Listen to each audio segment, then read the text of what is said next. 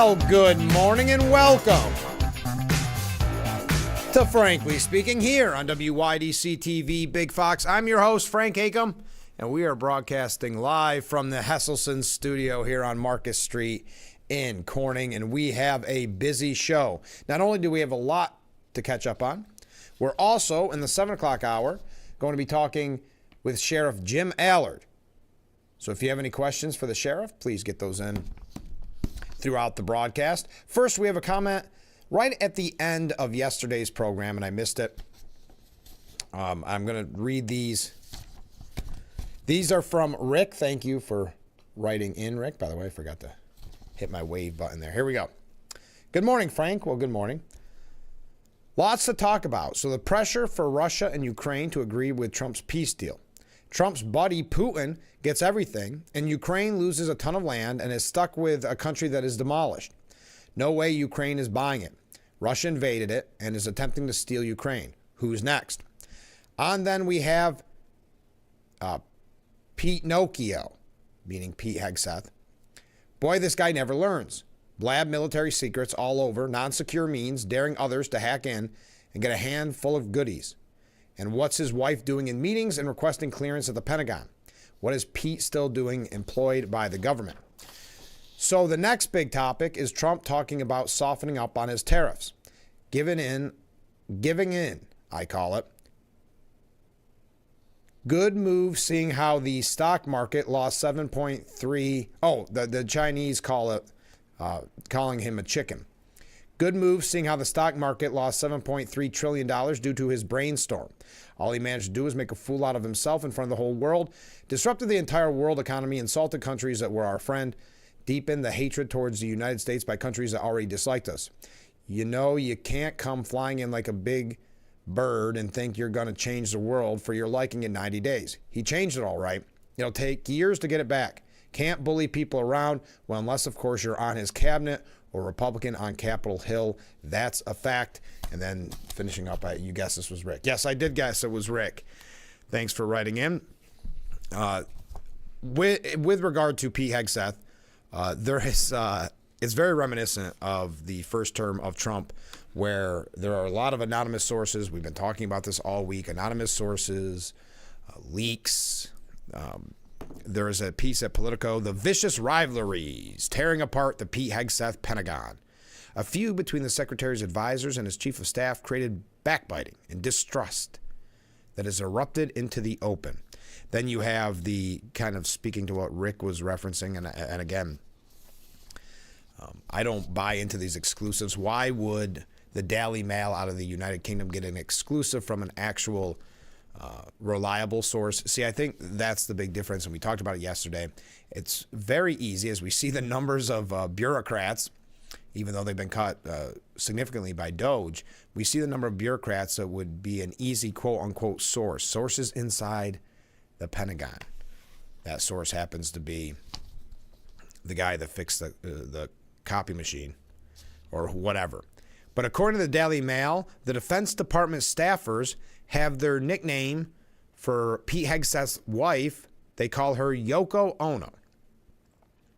Jennifer Hegseth has recently found herself under scrutiny over her informal involvement in her embattled husband's job. Overseeing the nearly 3 million strong United States military, Hegseth was revealed to have looped her in on a group message. We know that part. She does not have an official role or government position in the Defense Department. She also raised eyebrows last month for tagging along with her husband on 2 meetings with high-level foreign defense officials, as the Wall Street Journal first reported. So I think this is an example of they're going all in, trying to oust Pete Hegseth. They keep talking about the chaos, and they hope that if they get Hegseth, they'll be able to continue their anti-Trump momentum. They'll say that they were victorious, that the Trump administration is falling apart.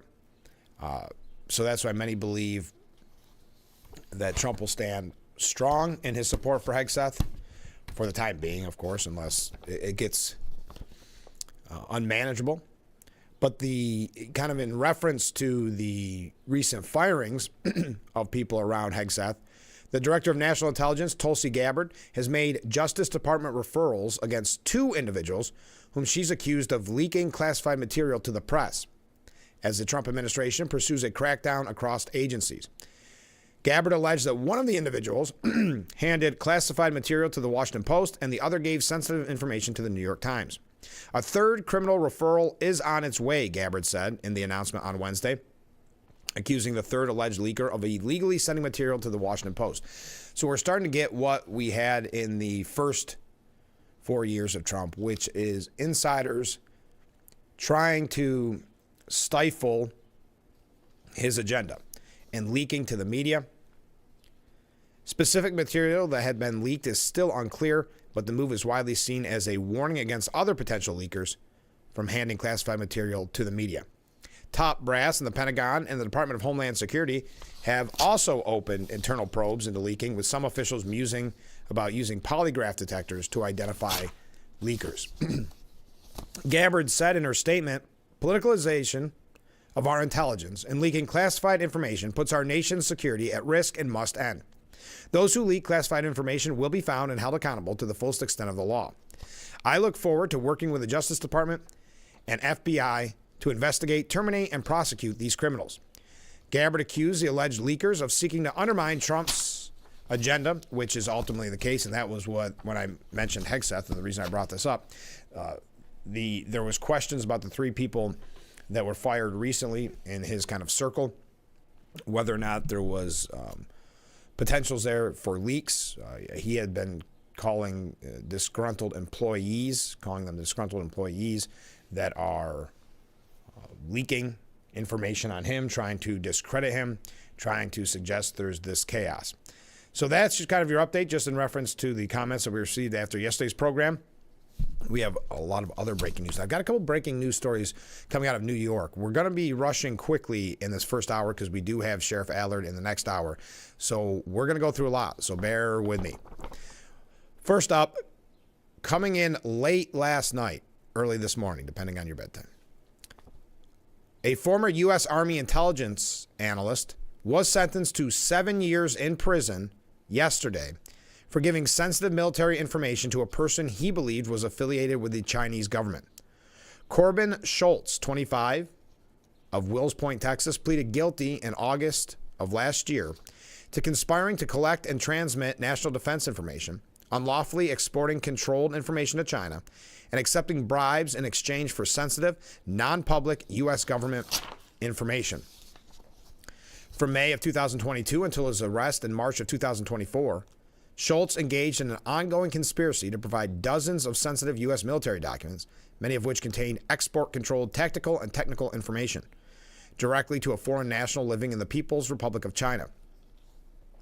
Despite clear indications the person he was giving the information to was likely connected to the Chinese government, Schultz continued the relationship in exchange for about $42,000, according to officials. He pleaded guilty to giving the person in China his Army unit's operational order before it was deployed to Eastern Europe in support of NATO operations, lessons learned by the U.S. Army from the Ukraine and Russia conflict, applicable to Taiwan's defense, technical manuals for the HH-60 helicopter, F-22A fighter aircraft and intercontinental ballistic missile system, information on Chinese military tactics and the People's Liberation Army rocket force, and details on U.S. military exercises in the Republic of Korea and the Philippines. So that's just a kind of a breaking news story.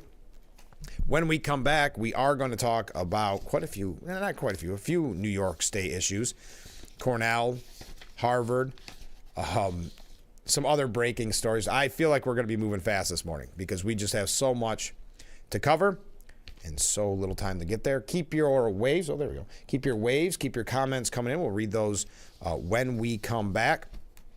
We also have we'll see where we go because we've got a lot to talk about on the program this morning. Also, I wanted to mention, so today we have Sheriff Allard on the program at 7 o'clock. Tomorrow on the program, we'll be talking with Pam Walker.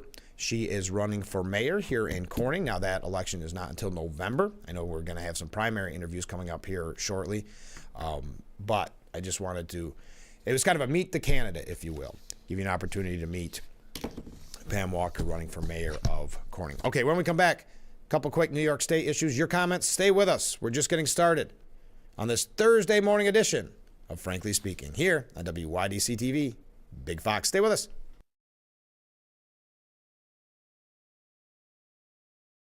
Attention, Elmeron may lead to vision loss. If you have suffered vision problems after taking Elmeron to treat bladder pain, call the Hearn Law Firm. Elmeron may be responsible for your vision problems, and you may deserve compensation for your injuries.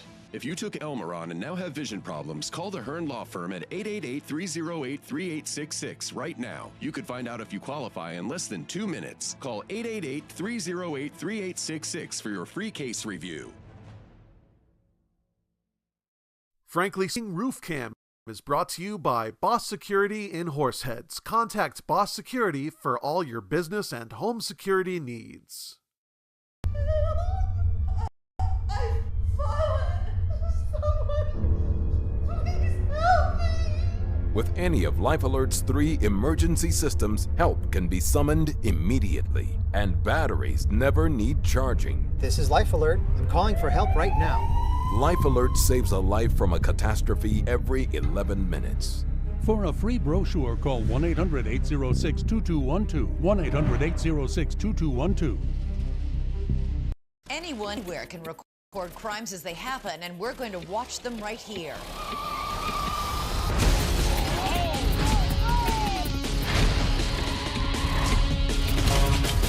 With cameras everywhere, you can run, but you can't hide.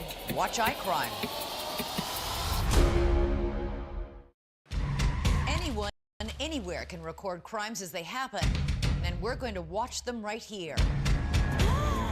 He just took his car.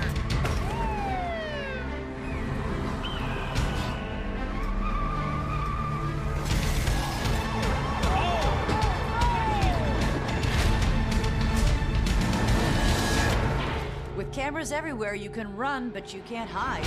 Watch iCrime.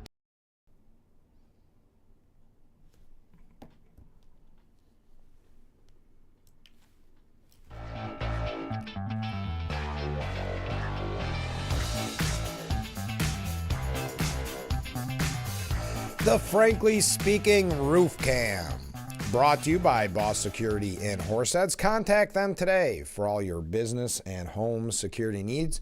Welcome back. As we broadcast live from the Hesselson studio, comment from a viewer. Question: why didn't anyone complain when Biden's son attended meetings? Yeah, and Jill Biden as well. That was not highly reported as, and that goes back. Do I really want to jump to this? Am I going to do this? I am. Yesterday we mentioned, and this isn't a major breaking story, but we mentioned that actor Rainn Wilson was critical of the media, saying there was no coverage, essentially, of Biden, no talk of his mental decline, but now there's this laser-like scrutiny on every single thing Trump is doing. A lot of it is trying to discredit him, of course. A lot of it is to try to paint this picture in your mind that there's this chaos and that everything's essentially on fire. Well, the Post editorial board, I think, had a very good point on this, and this is more of an update from yesterday's story, but I don't want to miss it. It finally happened, they said. The left has lost Dwight Schrute.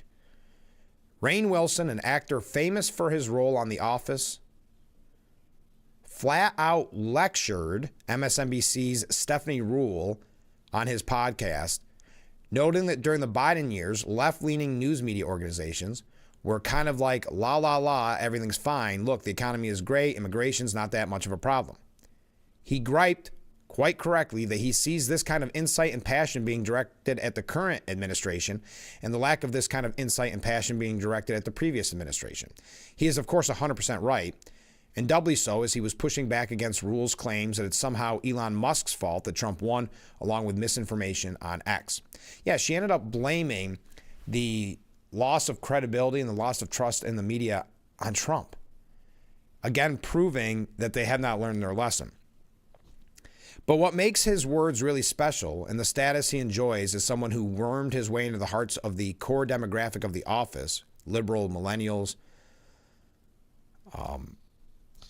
It's true that it's the et tu brute moment for the progressives on which the Biden era rested. Alas, given the current spectacle of a national Democrat making Michael Scott-like trips to El Salvador and what appears to be and they go through too many office references here, but saying that there's ultimately great news. Democrats should listen to Wilson. Somehow he's making more sense than just about anyone else on their team.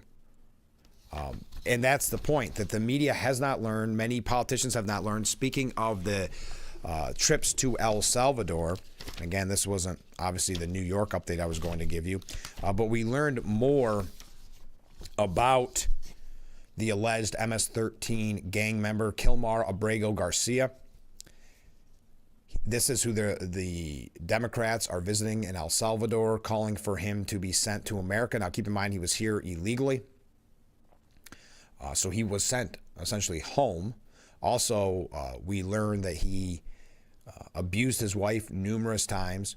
And now we learn he was driving a convicted human smuggler's car when he was stopped by cops while transporting a group of men on a Tennessee highway back in 2022. This is coming from the Department of Homeland Security.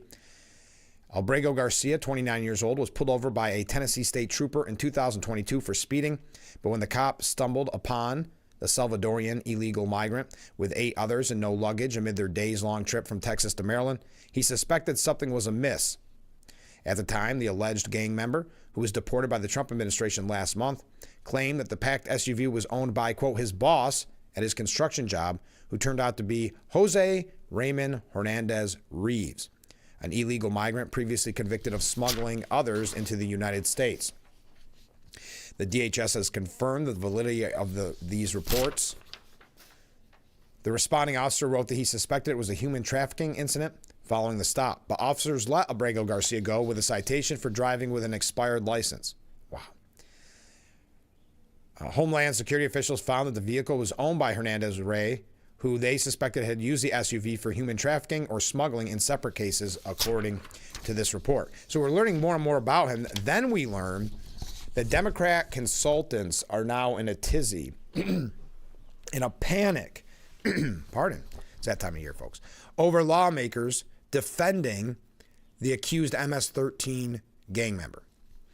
Yeah, this seems very much to me like the kind of rabbit holes the Democrats fell down during the campaign and the previous 4 years, really, where people are saying, I can't afford to put groceries on my table, I can't afford my bills, and the Democrats would laugh at you and say, never mind, everything's fine, and then go on to some social issue that just did not speak to the everyday American.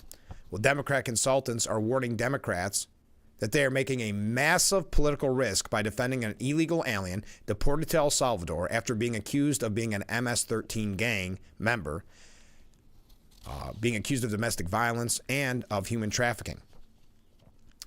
Now, we know the whole story behind this, and as they were supporting him, fighting for him, not their constituents, fighting for him, we then learned that there were numerous instances of him abusing domestic violence against his wife.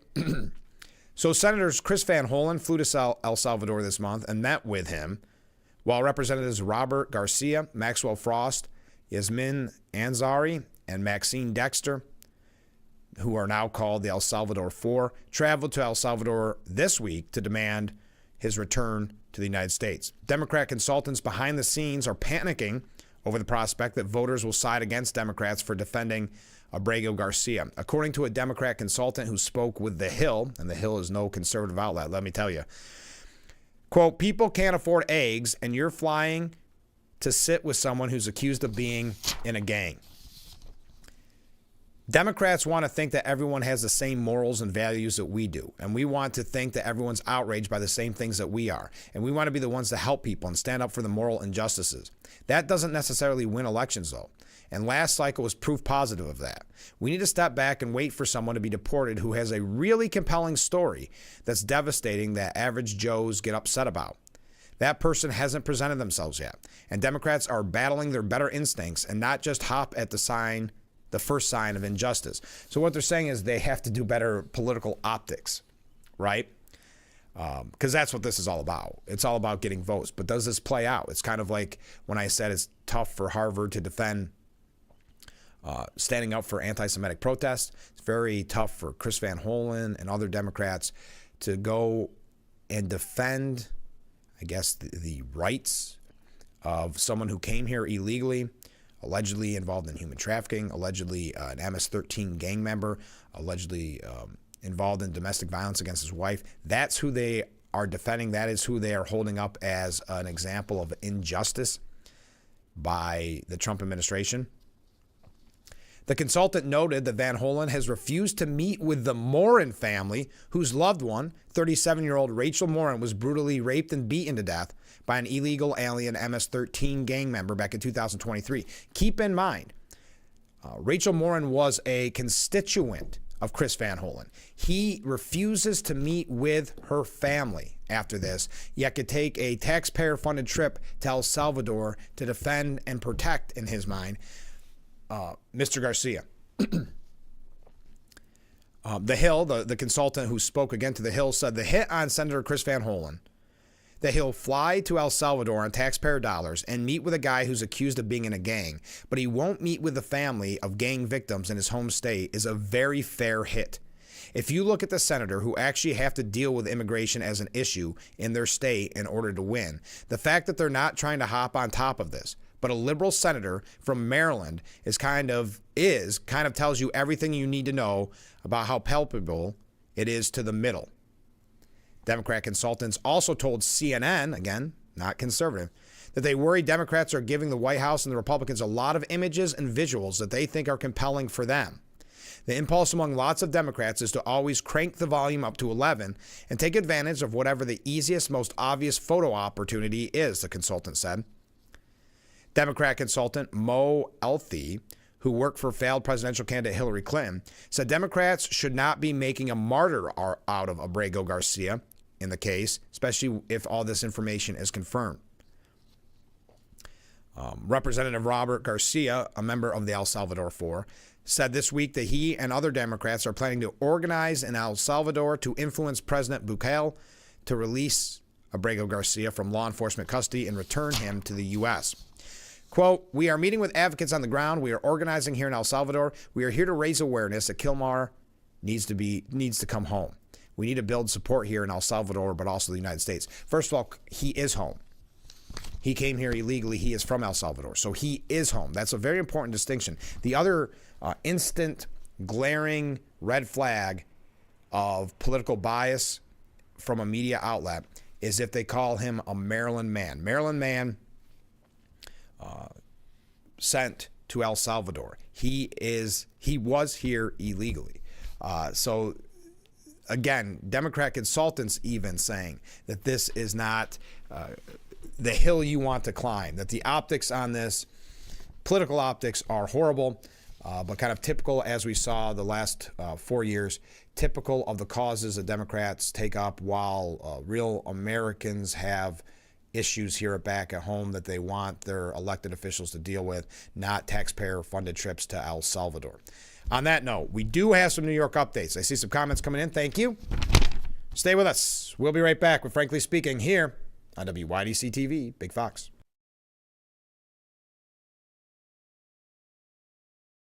William Mattar has earned a reputation for being a straight shooter. Because I am a straight shooter. For being honest. Here's what we're willing to pay. Because I am honest. For winning a lot. Because we win a lot. If you've been injured in a motor vehicle accident, it matters who you hire.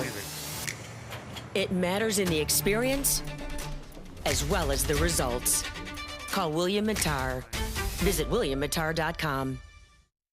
What better start or end every day than relaxing in your very own Hesselson's hot tub? Massage therapy, relaxation, stress reliever, pain management, soothing muscles, or just spending time with a loved one. Hot water therapy really does make every day better.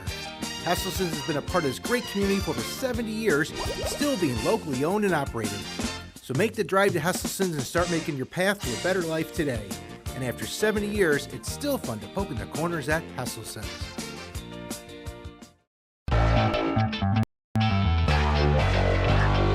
Welcome back to Frankly Speaking here on WYDC TV Big Fox. I'm your host, Frank Acom.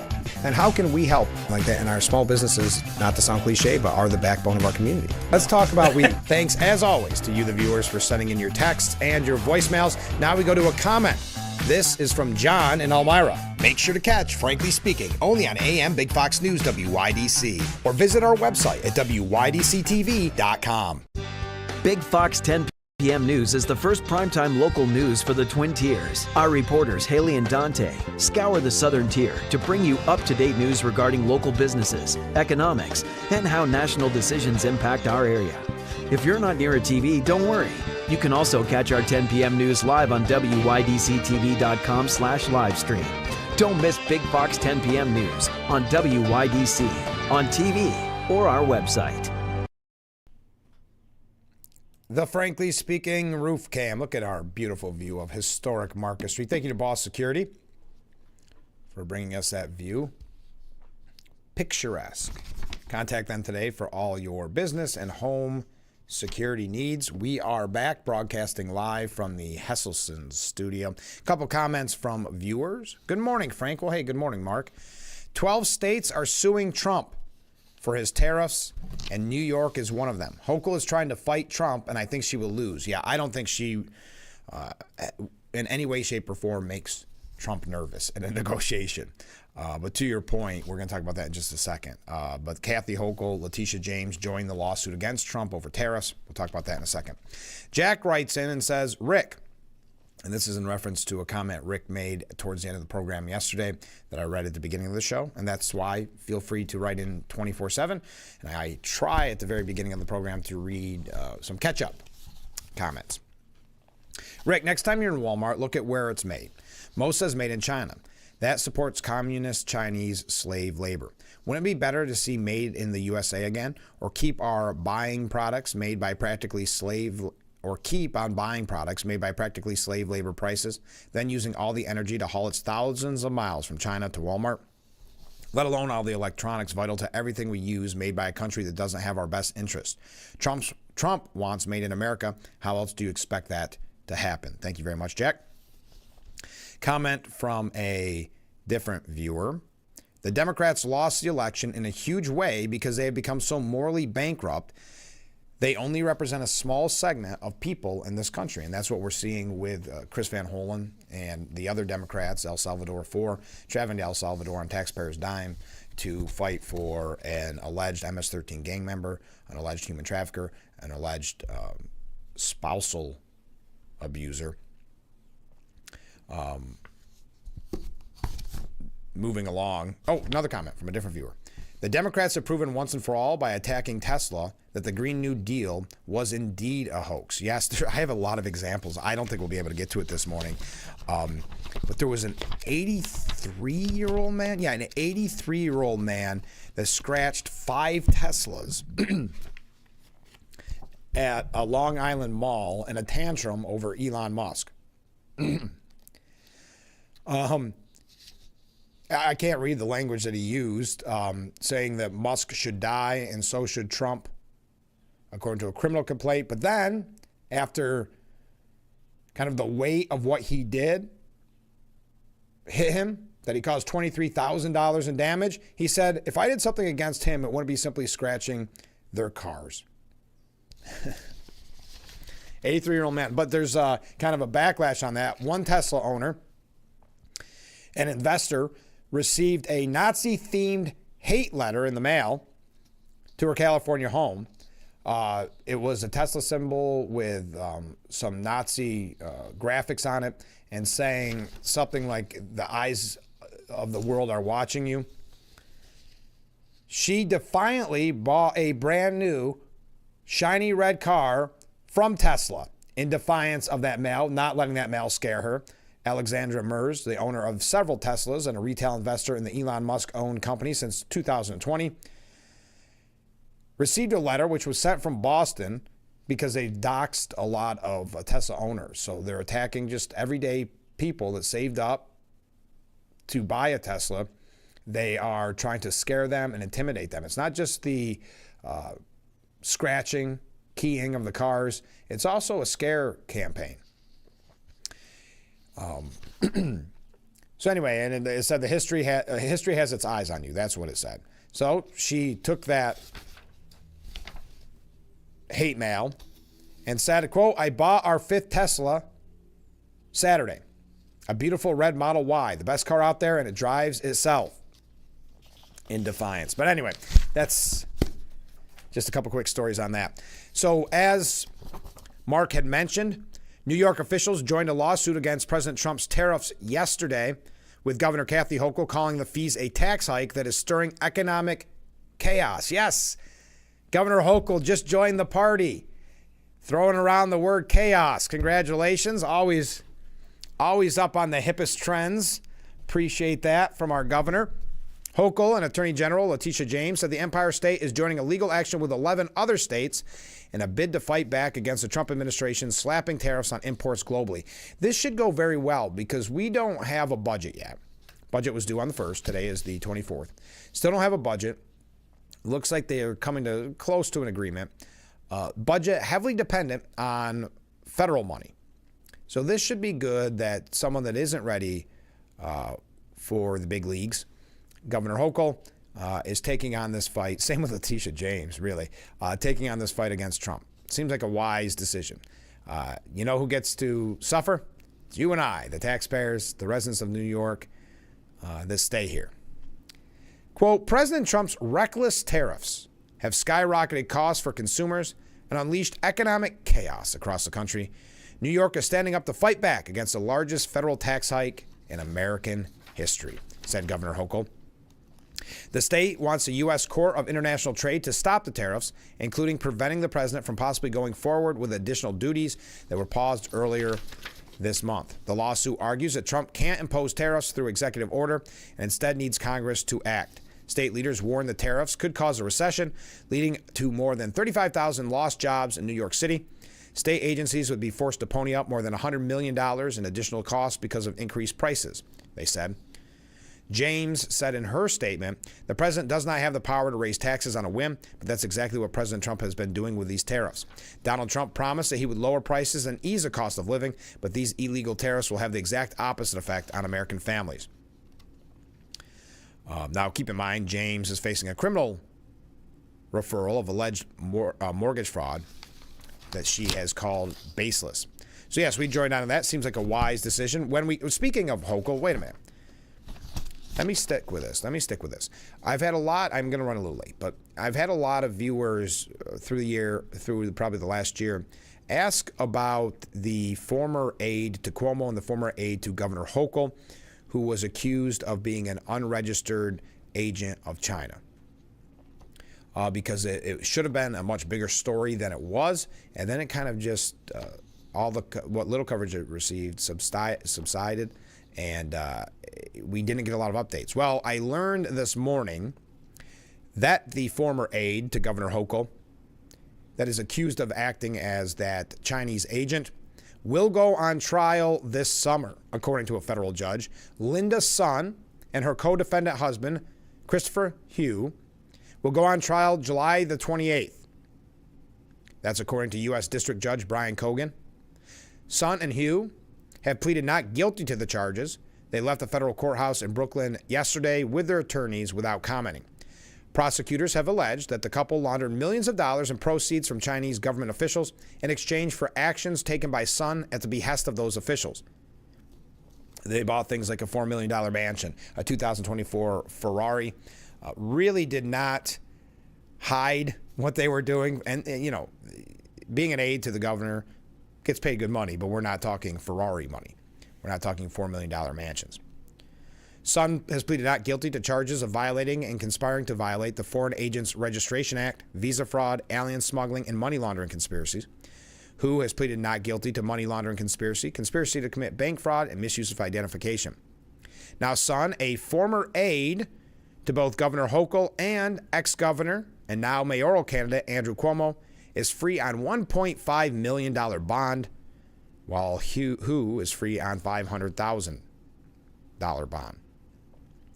Sun joined the Cuomo administration in 2012 as a liaison to minority communities and later worked at the Empire State Development, the private-run state economic development arm.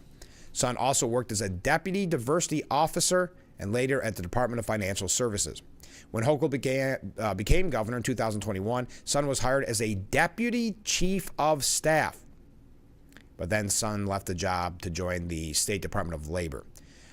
There is a lot of damning evidence in this case. We had reported on it back when the story first broke about some of the changes she made to policy, essentially in New York, changes to speeches.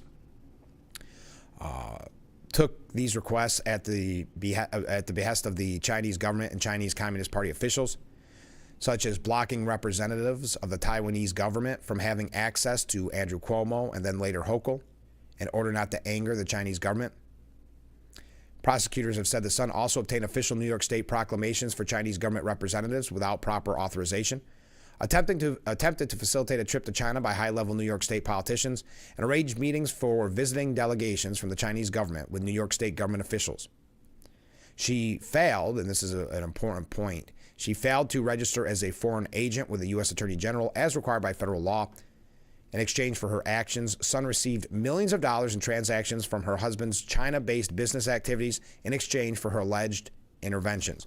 So there's your update. The trial will begin in July, and I know many people have been asking about an update, and I'm sorry we haven't not had one sooner, but I'm glad that I have something to report on it, because it was whispers, not even whispers, it was crickets for so long on that story, because obviously Governor Hochul does not want that known, the Assistant Deputy Chief of Staff. I mean, that's a high-ranking, or excuse me, not assistant, excuse me, Deputy Chief of Staff. That's an important role in the Hochul administration. Hochul kind of silent on that while she's joining that lawsuit against the president. We'll see how that goes. But we got to take a break. I see some comments coming in. Stay with us. We'll be right back with Frankly Speaking here on WYDC TV, Big Fox.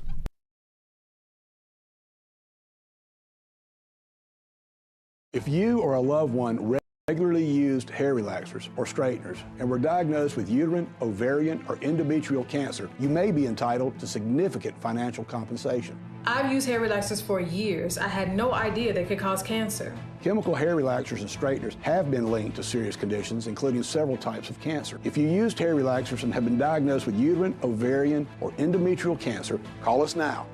There's no fee unless we win your case. Call today. One of the I like most about being a mortgage loan officer is helping people make dreams come true. The most satisfying part is seeing people succeed in accomplishing the purchase of a home. Whether it's refinancing for a lower monthly payment, a lower interest rate, or to tap in your home's equity. Whether you're buying your first home or looking to refinance, First Heritage will be here to help. My name is Cindy. My name is Tracy. My name is Peter. My name is Deb. We're here to guide you.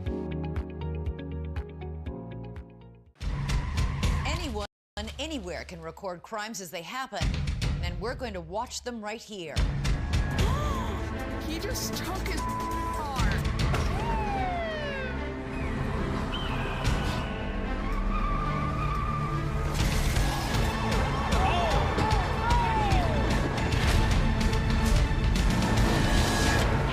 With cameras everywhere, you can run, but you can't hide. Watch iCrime.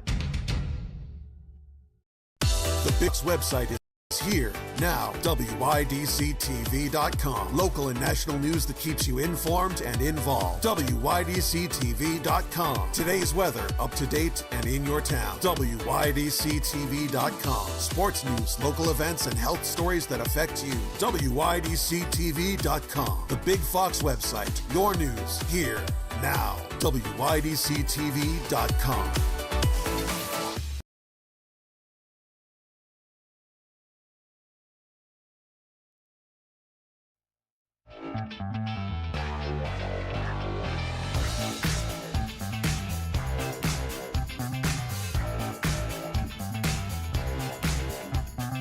The Frankly Speaking Roof Cam, brought to you by our friends, at Boss Security in Horseheads. Contact them today for all your business and home security needs. We are back, broadcasting live from the Hesselson studio. A couple comments from viewers. Once again, Hochul is trying to deal with issues clearly over her head. Yes, I would tend to agree with you, viewer. Another viewer writes in regarding the whining about tariffs. So Democrats want to keep allowing foreign countries to continue ripping us off? What a bunch of misfits. Thank you very much. One last, well, not, I guess not last New York issue, but New York political level. Andrew Cuomo was ambushed yesterday by protesters during a candidates forum. People chanting, "Cuomo lies, people die." Now, he did not get flustered. The stunt actually received audible groans from the audience because the audience was in support of Cuomo. Yes, you know I don't make predictions because I think that comes back to haunt you. But boy, I think Cuomo has a good chance of being mayor. So they wrangled the protesters, got him out of there. He wasn't flustered at all. You got to see the video. But Cuomo lies, people dies, they chanted. And he said they wanted to play political games. Anyway, Cornell, a big update that came through yesterday. Perhaps you've seen it. Cornell University canceled the Jew-bashing entertainer Kalani's upcoming on-campus performance. Why? Because there was overwhelming backlash. Now, when they first learned that she had this history of anti-Semitism, did they instantly cancel it? Say, no, this is not right for our Jewish students that don't feel safe on campus because of these anti-Semitic protests and what looks like the support of the anti-Semitic protests and the intimidation of Jewish students by faculty, staff, and administration? No, they did not cancel right away. We brought that story to you earlier in the week. Can't remember which day. But they said, well, we didn't know, but it's too late. It's too late. We had no way of knowing, which was everybody knew Kalani. I did not know Kalani. I'm not going to act as if I knew, but I don't know who that performer is. But it is well known about her rhetoric. There's a reason why she was hired. Keep that in mind. Because it was October when they hired her. And why would October be different than maybe their attitude today? Because they thought we're going to have a President Harris, then we'll have support of these anti-Semitic protests even more because they're going to keep raging. So the president comes out and says, well, there's nothing we can do. It's too late. It's too late. She's already hired. And we just want to have, it's called Slope Day is what they call it. It's like a celebration of the end of the year. And we just can't get another performance or performer in the time to celebrate. So President Michael Kotlikoff said he has rescinded the invitation for her to perform at the end of year celebration. You know, the kind of irony in this, if I had to guess, she doesn't have to perform now, and there would have still been a deposit made. So I'm sure she'll still make plenty of money off of the students of Cornell. Unbelievable. Unfortunately, although it was not the intention, the selection of Kalani as this year's headliner has injected division and discord into Slope Day. In the days since Kalani was announced, I have heard grave concerns from our community that many are angry, hurt, and confused that Slope Day would feature a performer who has espoused anti-Semitic, anti-Israel sentiments in performances, videos, and on social media. Don't think for a moment they didn't know all of this before she was hired. Don't think for a moment that wasn't one of the reasons why she was hired back in October, because they thought that their movement was only going to grow, that there would not be any pushback. It would be looked at as something brave for having her perform. They did not realize, because just like politicians, they don't realize what the everyday people think because they live inside their bubble. Again, we had this discussion yesterday. Live inside their bubble where everybody agrees with each other on college campuses. So they thought this was going to be really groundbreaking. Instead, Jewish students at Cornell who pay a lot of money, like everyone else, to go to Cornell, said enough is enough. Enough of this intimidation of one group of minority students.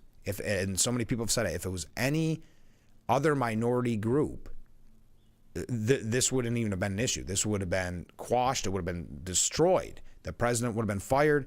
But because it was Jewish students he initially said it's too late. We're going to keep her performing. Then the backlash began, and he, realizing that this was not a fight he should have taken on from the beginning, backtracked, groveling, really. While any artist has the right in our country to express hateful views, Slope Day is about uniting our community, not dividing it, he added. So again, yesterday, after pushback, not because it was the wrong thing to do to have an anti-Semitic performer at your campus, that's not why he canceled. He canceled because of all the backlash he received. Goes to show you, it's all about politics, it's all about optics, it's not about what's doing right by your Jewish students. Well, I got a couple other updates on that. Stay with us. We'll be right back with Frankly Speaking here on WYDC TV. Big Fox, we will be right back.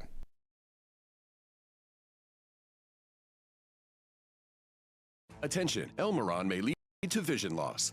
If you have suffered vision problems after taking Elmeron to treat bladder pain, call the Hearn Law Firm. Elmeron may be responsible for your vision problems, and you may deserve compensation for your injuries. If you took Elmeron and now have vision problems, call the Hearn Law Firm at 888-308-3866 right now. You could find out if you qualify in less than 2 minutes. Call 888-308-3866 for your free case review. No time to go to the gym? The health club is not an option? Come to Hesselson today and see why swim spas and fitness systems can fit into anyone's yard and budget. 12-foot, 14-foot, 15-foot, 18-foot dual temperature hot tubs and swim spas are all on display in Hesselson's indoor and outdoor showroom. Try before you buy. 0% interest-free financing options are available on every Hesselson swim spa. Swim and exercise year-round and start making every day better. After 70 years, it's still fun to poke in the corners at Hesselson's.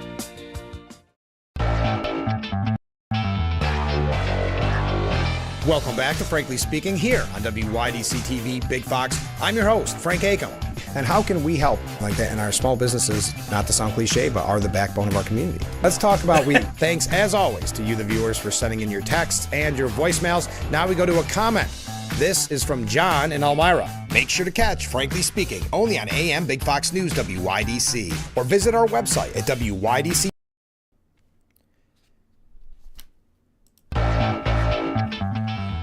Another bright and sunny day. There's our view, brought to us by Boss Security in Horseheads. Contact them today for all your business and home security needs. We are back broadcasting live from the Hesselson studio on said Market Street. Back to the colleges for a moment. So Cornell University dropped that anti-Semitic performer, Kalani, after backlash. Not because it's the right thing to do, but after backlash. The Harvard president, Alan Garber, standing by the anti-Semitic protests and the intimidation of Jewish students on his campus, telling NBC Nightly News that they could not compromise with Trump. Quote, what they are indicating is that they want to directly review who we hire on our faculty. That has implications for what kinds of views can be expressed on campus. They also want to be able to tell us what we need to, who we need to fire, and they also want to intervene in our admissions process. That is what we are objecting to. Now, again, Linda McMahon said they were actually coming to the table, then they just stopped and sued. We are defending what I believe is one of the most important linchpins of the American economy and the way of life, our universities. So Lester Holt said, how much pain can Harvard absorb here? Garber said, we don't know how much we can actually absorb. But what we do know is that we cannot compromise on basic principles like defense of our First Amendment rights. So Holt responding, is this a fight you can win? Garber said, I don't know the answer to this question, but the stakes are so high that we have no choice. Now, what was their endowment? $53 billion. Not sure if they can absorb the loss of federal taxpayer money coming in when all the administration is asking is enough with the anti-Semitism, enough with this bias on college campuses. Let it be a place of free speech. So the Harvard president, again, Alan Garber, taking the position that he wants to protect and defend the teachings of anti-Semitism, anti-Israel, and the protesters doing the same. 200 plus college leaders, several in upstate New York, have condemned the Trump administration of what they're calling overreach, quote, unprecedented government overreach and political interference. The statement was released by the American Association of Colleges and Universities and comes just one day after Harvard filed that lawsuit. Alan Garber, who we just mentioned, was one of the people that signed the statement.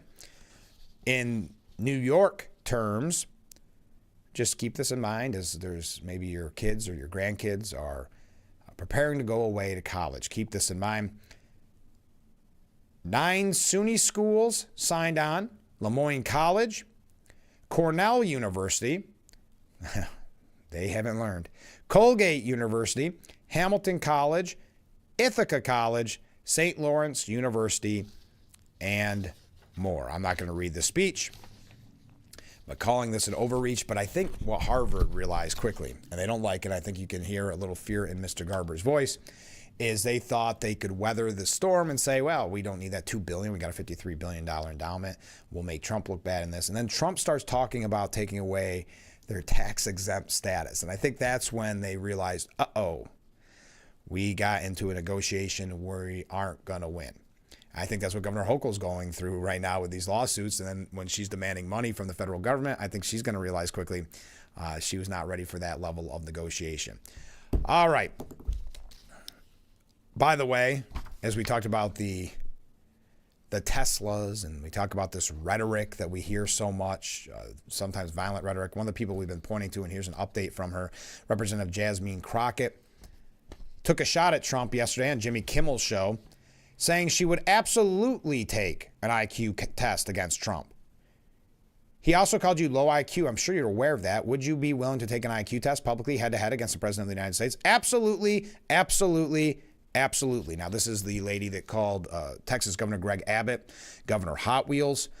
This is a person who they're pointing to as kind of being one of the faces of the new left, the new Democrat Party, because her rhetoric is either offensive or borderlines on offensive in many instances. They're calling it some type of woke. I can't remember what the term was, but this kind of idea that they're being nasty, doubling down.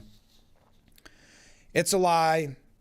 And she lies, Trump said, but she's a low life, and she's a very low IQ person and a low life. I don't imagine the Democrats are going to have a person like that running their party.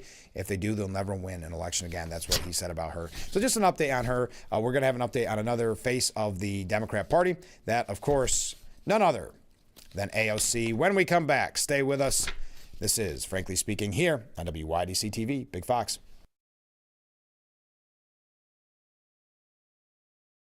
Frankly Speaking, Roof Cam is brought to you by Boss Security in Horseheads. Contact Boss Security for all your business and home security needs.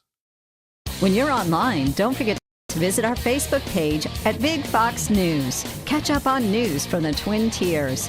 Vote on the daily question and hear about local events. All on Facebook.com/Big Fox News.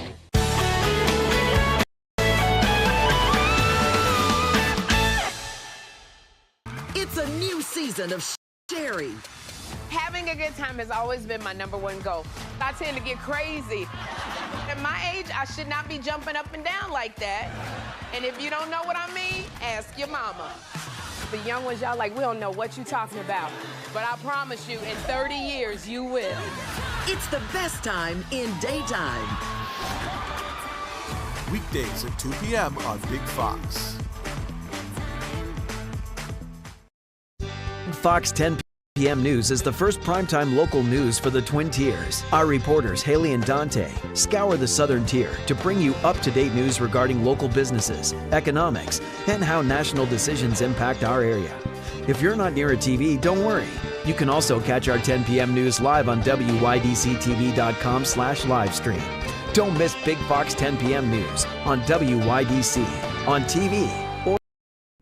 The Frankly Speaking Roof Cam brought to you by Boss Security and Horseheads. Contact them today for all your business and home security needs. We are wrapping up our #1, broadcasting live from the Hesselson studio.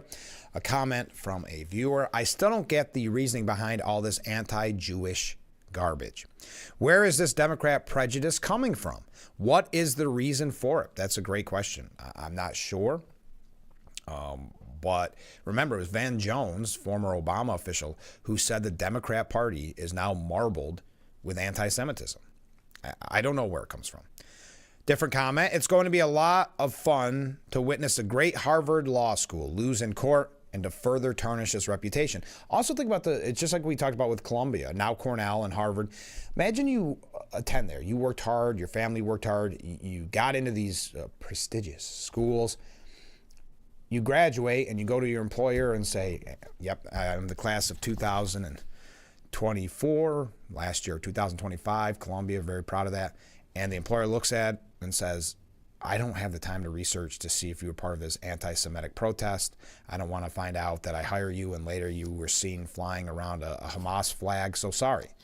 And we had reports of specifically Columbia struggling with admittance. Not that there wasn't people signing on, but changing the rules to maybe lower the levels that allow people in, because they were having a lot of people. That's what it was. It was one of these people that help students get in Ivy League schools, and he said essentially no one's accepting the Columbia offer. That's the last on their list. They're trying to look for other schools, even schools that don't have the same name, reputation, if you will, just because there is such a stigma on that degree now.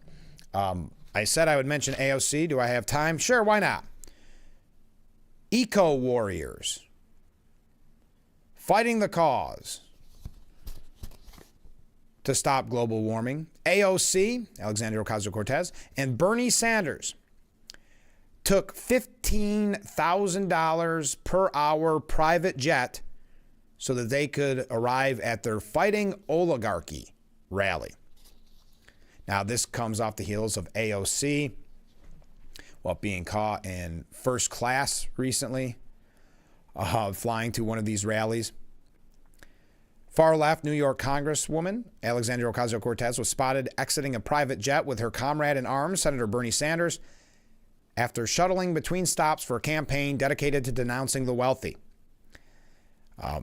Despite both rallying against flying private planes because of what it will do to the environment and criticizing them because of the people who own them, the rich, a luxury aircraft with a lofty $5 million to $7 million price tag and costing an eye-watering $15,000 per hour to charter was indeed chartered by Sanders and AOC. So keep that in mind. I know we have some AOC supporters out there, or at least Democrat supporters. Keep that in mind when you donate to Sanders and AOC. This is where your money's going, $15,000 per hour so they can fly a private jet, the same kind of jet that many of the protesters that we see on the streets protesting about because of what it does to the environment, because it's owned by the rich. It's just like when people are now anti-electric vehicles.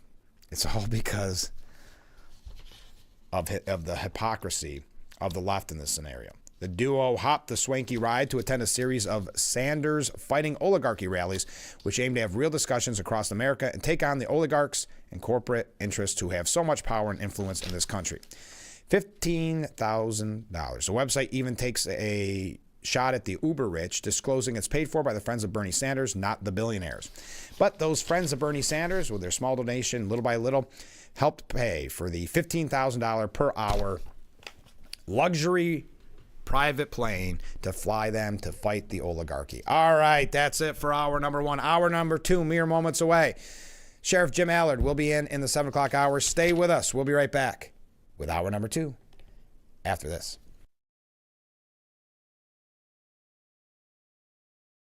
Hard water makes it hard to keep your home looking like the work of art you've always envisioned it would be.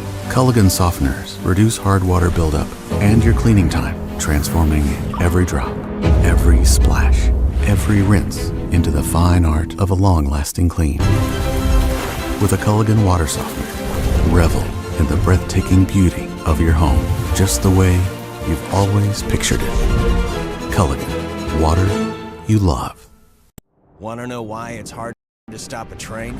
It's how we've invented products that reinvented our world. It's how we test as hard as the elements do. It's how we run. Aaron's Heating and Air Conditioning in Corning is now offering residential plumbing services. A local, veteran-owned and operated company with over 25 years experience. you can trust the experts at Aaron's Heating and Air Conditioning.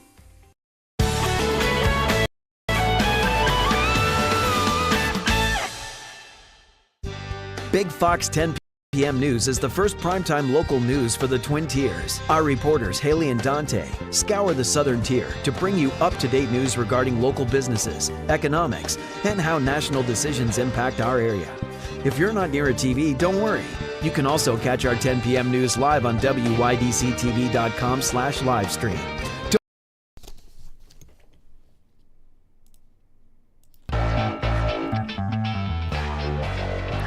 Welcome to hour number 2 of Frankly Speaking as we broadcast live from the Hesselson studio. I'm your host, Frank Acom. Thank you so much for joining us.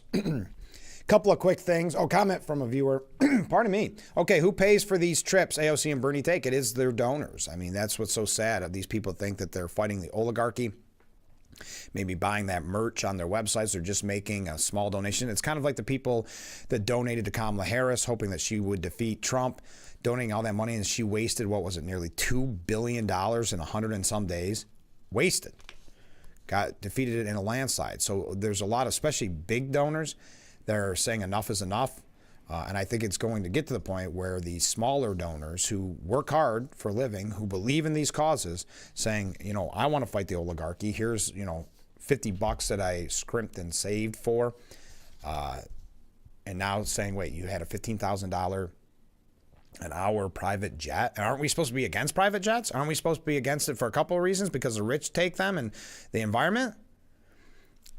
But right now, inside the Democrat Party, there's a really kind of interesting piece at NPR. The headline, the next AOC, young Democrats aim to topple incumbents inside their own party.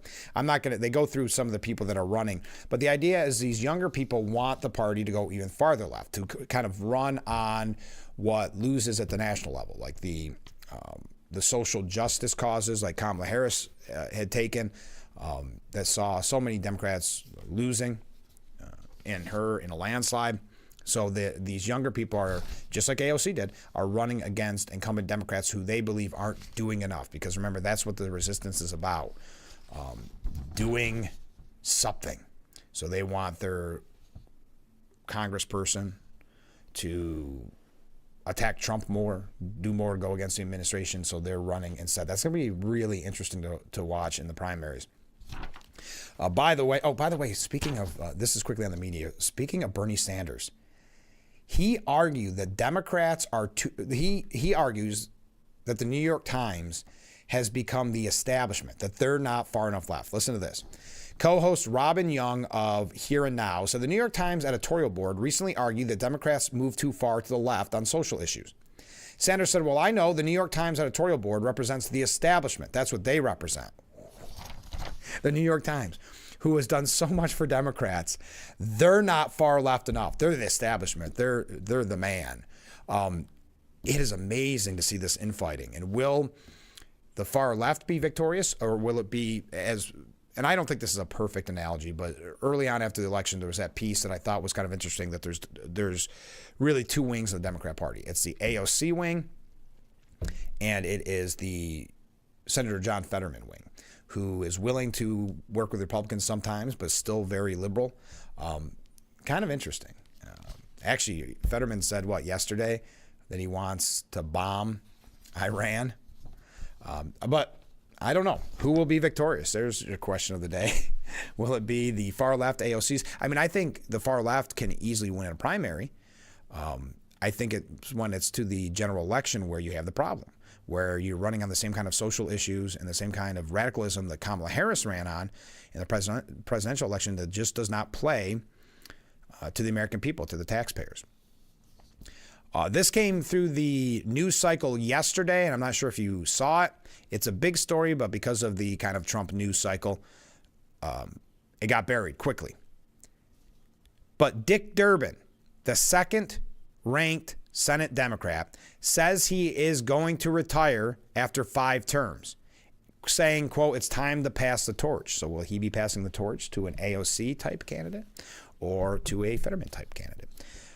The number 2 Democrat in the Senate posted a video saying that After serving 5 terms, longer than anyone elected to the Senate in Illinois history, the decision of whether to run for re-election has not been easy. I truly love the job of being a United States Senator, but in my heart, I know it's time to pass the torch. Is this a message? Will Schumer go the same direction? Now, Dick Durbin was up for re-election in 2026. I should also note that Dick Durbin is 80 years old, so that would have put him, next year, so he would have been 87 at the end of his term if he were successful. He added that there's a strong Democrat bench who would be ready to serve in his place without naming anybody, any immediate successors. And he touted his support for fellow Illinois Democrat Senator Tammy Duckworth to replace him as Minority Leader Chuck Schumer's second in command. It's also unclear who will replace Durbin as top Democrat on the Senate Judiciary Committee, which has led the opposition to Trump's agenda. Okay. Durbin was a key opponent of Trump's remaking of the U.S. Supreme Court by appointing conservative Justice Neil Gorsuch, Brett Kavanaugh, and Amy Coney Barrett during his first term. Democrats on the panel have also recently demanded the release of anti-Israel Columbia University professor Mohammed Khalil, who is currently being held in a federal detention center in Louisiana as he fights deportation. Also, another big story that I just want to put on your radar so that you are aware. President Trump will return to Michigan next Tuesday, to hold a celebration rally to mark his first 100 days in office. Now, the last time Trump swung through Michigan, was on the eve of Election Day when he held his final rally of the 2024 cycle. According to Press Secretary Carolyn Leavitt, President Trump is excited to return to the great state of Michigan next Tuesday, where he will rally in Macomb County to celebrate the first 100 days. Now, if you recall, earlier this month, Trump met with Michigan Governor Gretchen Whitmer at the White House, which was really fun. That's where she covered her face with those folders. Some said that was the end of her presidential chance then and there. When she visited the White House, because she showed that she was not a part of the resistance. But that's what I thought you would want to know. Before his planned trip to Michigan, of course, Trump will fly to Rome for the Saturday funeral of Pope Francis. That is Saturday. And then on Tuesday, he will be celebrating his first 100 days. Wow, time flies. And goes slow. It's weird. First 100 days in office. When I say go slow, think of how much has been done in 100 days. I mean, you think of something that was a major story, day one is so far in the rearview mirror. I guess maybe I point to the Gulf of America, but you think about the Gulf of America, and that has become an issue with the AP. But we've got to take a break. Question from a viewer: did Harris ever pay the $1.5 million that she owed after going through a $1.5 billion? I don't know. I don't think so. I think she's still looking for fundraising, last I knew. All right, our guest is here, Sheriff Allard. Stay with us. We'll be right back with Frankly Speaking here on WYDC TV, Big Fox.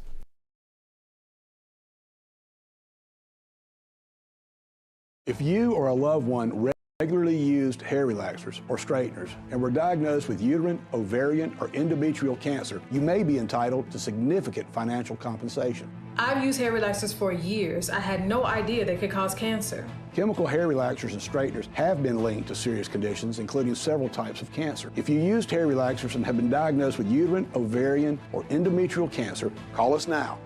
There's no fee unless we win your case. Call today.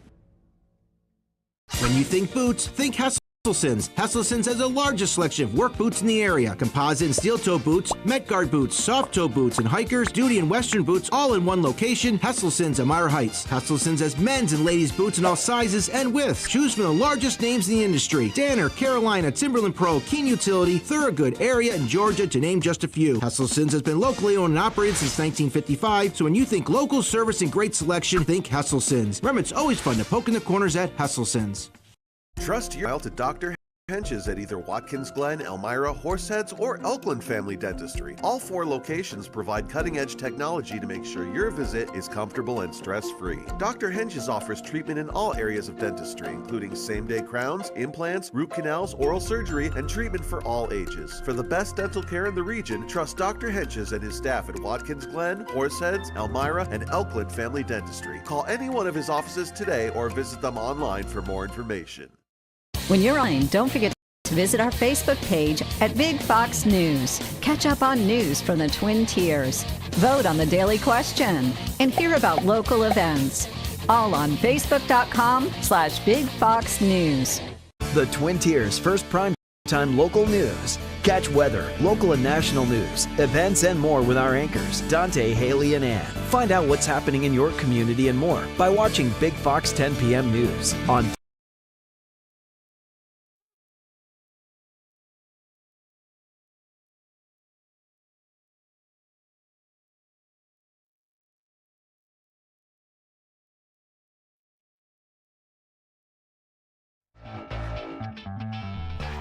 And we are back with Frankly Speaking, broadcasting live from the Hesselson studio here on Market Street in Corning. And in that studio, we have Sheriff Jim Allard. Welcome back. Well, hey, thanks for having me again, Frank. It's a beautiful day in Steuben County. You made me nervous that you were going to forget, Oh, but my it really goodness. is a beautiful day, isn't it?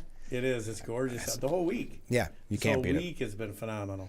We had a question from a viewer, and I don't think it was a question for me. I think it was for you. Is there any chance that the illegally fired COs will get reinstated? Well, as a matter of fact, Monday we're swearing in 8 of them. That's great. And starting them, actually, we're starting them Monday, swearing them in Wednesday. Then we're doing an employee appreciation luncheon. Myself and Captain Mills will be that's great. putting our aprons on and you're cooking cooking pizzas. Oh, yeah. Oh. Yeah, we're doing that Wednesday. Wednesday's when we're swearing them all in. That's great. And so we're going to provide lunch for all of our employees. Prior to that, we do that about every other month throughout the year, try to. So their first day on the job is a pizza party? Yeah. How's that sound? A little bit different than what they're used to, I think. Yeah, that's for sure. Except for when they were striking. Yeah. When the support of the community came out, they're probably... They were having lots of pizza parties. They're on diets now, I'm sure. But, Yeah. but how'd that whole process go? Has there been any pushback from the state? Oh, yeah. Yeah. Yeah, the state's been very difficult to get their records from for personnel. And they still show as certified peace officers in the peace officer registry. And I think that threat from the governor that they were going to be decertified, unfortunately for the governor, fortunately for the COs, there's a process for decertification. I can't just say, I'm having a temper tantrum and you're decertified. That's what it felt like, too. Yeah. They have to show gross misconduct. And a lot of these folks, we're hiring one that was off due to an injury when the strike occurred and still got told to come back or get fired. Yeah. I mean, you hear stories of that all over the place. And some were on family leave. That's not gross misconduct. No, Governor Hochul's family leave, that they've pushed and are so proud of. And I read that one article on the Empire Report that there was someone taking care of her baby that didn't come back because she was approved. Yep. Getting fired. Yep. That has been a mess. I think it's a PR disaster for Hochul. But well, she and doesn't it ties seem in with scared. the whole tariff stuff. She's trying to shift the attention. Why? You're exactly right. Yes. If she thinks she can negotiate with Trump, I mean, she can't even negotiate with her own party in Albany. I know. Well, and I think over the next year you're going to see her try to curry favor in any way, shape, or form she can with her own party so that she doesn't get knocked out in the primary. And I think there's a real likelihood of that. I mean, her favorability ratings went up a little bit the last time, but they're still very low. Yeah, I know. How? Well, I think Santa, they do a good job, but I think, they're not talking to enough Santa people. or Sienna? Sienna. Did I cut Santa? Yeah, exactly. It's more. But going back to COs, it's too bad and I'm glad that we're taking advantage of this, but it's horrible for the corrections officers who have been through so much. And you made a really great point last time on the show. They've been without pay for all this time. Yeah. And without insurance. Without pay, without insurance, without benefits, and just drifting along. And my heart goes out to them because, again, I know what they go through every day in the state system. It is an incredibly difficult and demanding job. And to just have the state turn their back on them like that, to me, it's heartbreaking. Well, they had, all because they had the audacity to say that it's not safe in prison. Right, to stand up. And so now she lays off 2,000 people or more when there's already a shortage. Yes. So now showing what they think of public safety here in New York State, we're going to talk about early release? Yeah, that's the solution. Yeah. Is to let people out before they've completed the sentences that judges have imposed upon them. It's almost, I was joking on the program yesterday that they're talking about in the budget putting more money on your bottle deposits and things like this. Can't we can't scream this enough. Can't we look at public safety a little bit? It's a no-win for her because she's going to alienate her base. And look at how hard they're fighting just a couple of common sense parts of her budget, the discovery and the helping folks with severe mental illness. And they're fighting that tooth and nail. Even the mask ban. Yeah. It looks like she's caved on that, too. Did you see that? I mean, now she's going to cave on all of them. She's will. Going to have to. Yeah. And I mean, because here we are, the 24th of April was supposed to be due. What do you think about Carl? I'm getting on a tangent, but Carl Hasty being, we should get paid for this. Yeah. This time, huh? I mean, you can't I think make you already have been. Yes, I think you're doing just fine. I think you're just. But I thought the mask ban, especially with all the anti-Semitism that we're hearing about, especially in the city, that seemed like a no-brainer to me, and that seemed like one that she could easily stand up for and then kind of cave on maybe the discovery and the things she would. But now she's, like you said, if she's caved on that, she's going to cave on all of them. Most likely. Yeah. Most likely, unfortunately. Yeah, and they're still continuing to try and negotiate a budget. I had a meeting scheduled with Assemblyman Sempolinski and Assemblywoman Bailey about mental health for first responders, which we had to postpone because they're still in Albany, and they're both on that committee. Yeah, they're on the mental health committee. Right? Isn't that? It's got to be frustrating because they're not a part of the negotiation. No. So they have to upend. I know. Joe Sempolinski sent that press release out that he had to cancel or was about to cancel a town hall in Wellsville because they're always on call, but for what? At the end of the day. Yeah, to come in and vote. That's it. Yeah. Yeah, and at this point. But do you think, they're saying maybe this week, do you think there's going to be any kind of good news coming out of the budget? Typically, the longer it takes, the less good news there is. Yeah, I know. Yeah. For us up here. Yeah. And I know you've said this in the past, but you're getting pretty constant updates, aren't you, as the sheriff? Because you never know what's going to come out. Yeah, we have, luckily, the Sheriff's Association has an attorney that's on the floor every day. Oh, good. And gives us updates every time there's changes so that we're not caught unawares. Yeah, because well, look at the changes just in the last 6 years. Yeah. In state law. When you go back to bail reform and forward, all of the different fundamental changes to how public safety works. What a great point, because when you think about bail reform, we all predicted, you specifically predicted what would happen if that's enacted. And it happened. It wasn't rocket science to figure it out. I know, that's the worst part. And then bail reform is what we always kind of point to as the worst, but there's been so much since then. And even going back to what we were talking about with corrections officers, the HALT Act. The HALT Act. So it's not just on the streets where they're affecting public safety, it's inside the prisons. Even more so inside the prisons. There's a push by a small group of state legislators to close all prisons and to have no one incarcerated, as if we live in this utopia where everyone will just see rainbows and butterflies and get along. Wow. Will anybody be left in New York State? I mean, we're to the point of an exodus now. And, I think a lot of people kind of laugh it off and say, well, this is a New York City problem. Not at all. And it started hitting here early. We're losing 10% of census. Wow. In Steuben County. I'm telling you, it's so scary when it comes, and every time we talk about the budget, and we joke about this because you really have to watch, but you kind of wince. You do. Wondering what. You just don't know what's going to get snuck in there. And you mentioned that with closing all the prisons. Well, first of all, Governor Hochul's talking about closing more prisons, but closing all the prisons, in the past we would have laughed at that, but now with one-party rule in Albany, you better not laugh. You better take it seriously. Yes. That's really sadly where we're at. It is. It's incredibly frustrating and so dangerous. Yeah. So incredibly dangerous. Well, we're excited about the corrections officers, but we feel, like we said, bad that they were put in this position, but they're welcomed in Steuben County. I think they'll like it there. Yeah, I think they'll enjoy working for us. A lot of pressure on your pizza. You better not let them down day one. We got to take a short break. Stay with us. We'll be right back with Frankly Speaking after this. Hustling, plus overbooked, plus bustling, plus cleaning overlooked. It all adds up. With Mary Maid's professional cleaning services, you'll have one less thing to worry about. Mary Maid's, relax, it's done. Plus too busy, plus bustling, plus in a tizzy. It all adds up. With Mary Maid's professional cleaning services, you'll have one less thing to worry about. Mary Maid's, relax, it's done. Drive Driving the Nissan Rogue with Google built in is like the perfect assist. Hey Google, add basketball hoop to the shopping list. See why it's been named a Consumer Guide Best Buy for 11 years in a row. Drive the award-winning Nissan Rogue today.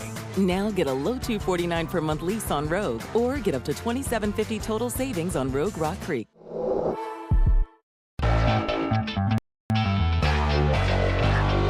Welcome back to Frankly Speaking here on WYDC TV Big Fox. I'm your host, Frank Acom. And how can we help like that in our small businesses, not to sound cliche, but are the backbone of our community? Let's talk about thanks, as always, to you, the viewers, for sending in your texts and your voicemails. Now we go to a comment. This is from John in Elmira. Make sure to catch Frankly Speaking only on AM Big Fox News WYDC, or visit our website at WYDCTV.com. Big Fox 10 p.m. News is the first primetime local news for the Twin Tiers. Our reporters, Haley and Dante, scour the southern tier to bring you up-to-date news regarding local businesses, economics, and how national decisions impact our area. If you're not near a TV, don't worry. You can also catch our 10 p.m. news live on WYDCTV.com/livestream. Don't miss Big Fox 10 p.m. news on WYDC, on TV, or our website.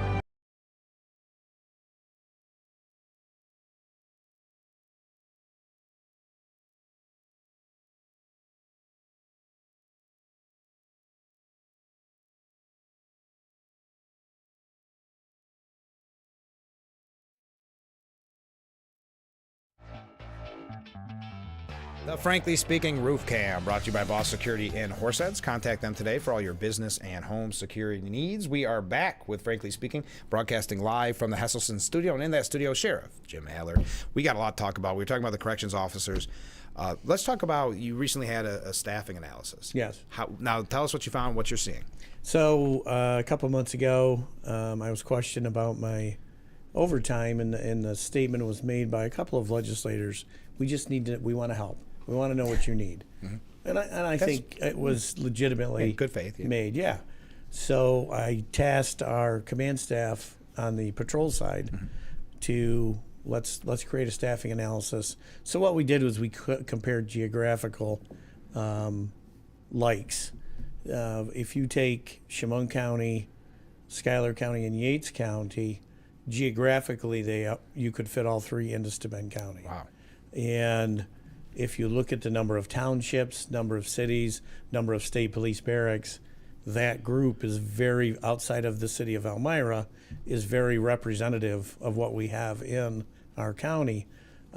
We've long known that our road patrol is under-resourced, understaffed.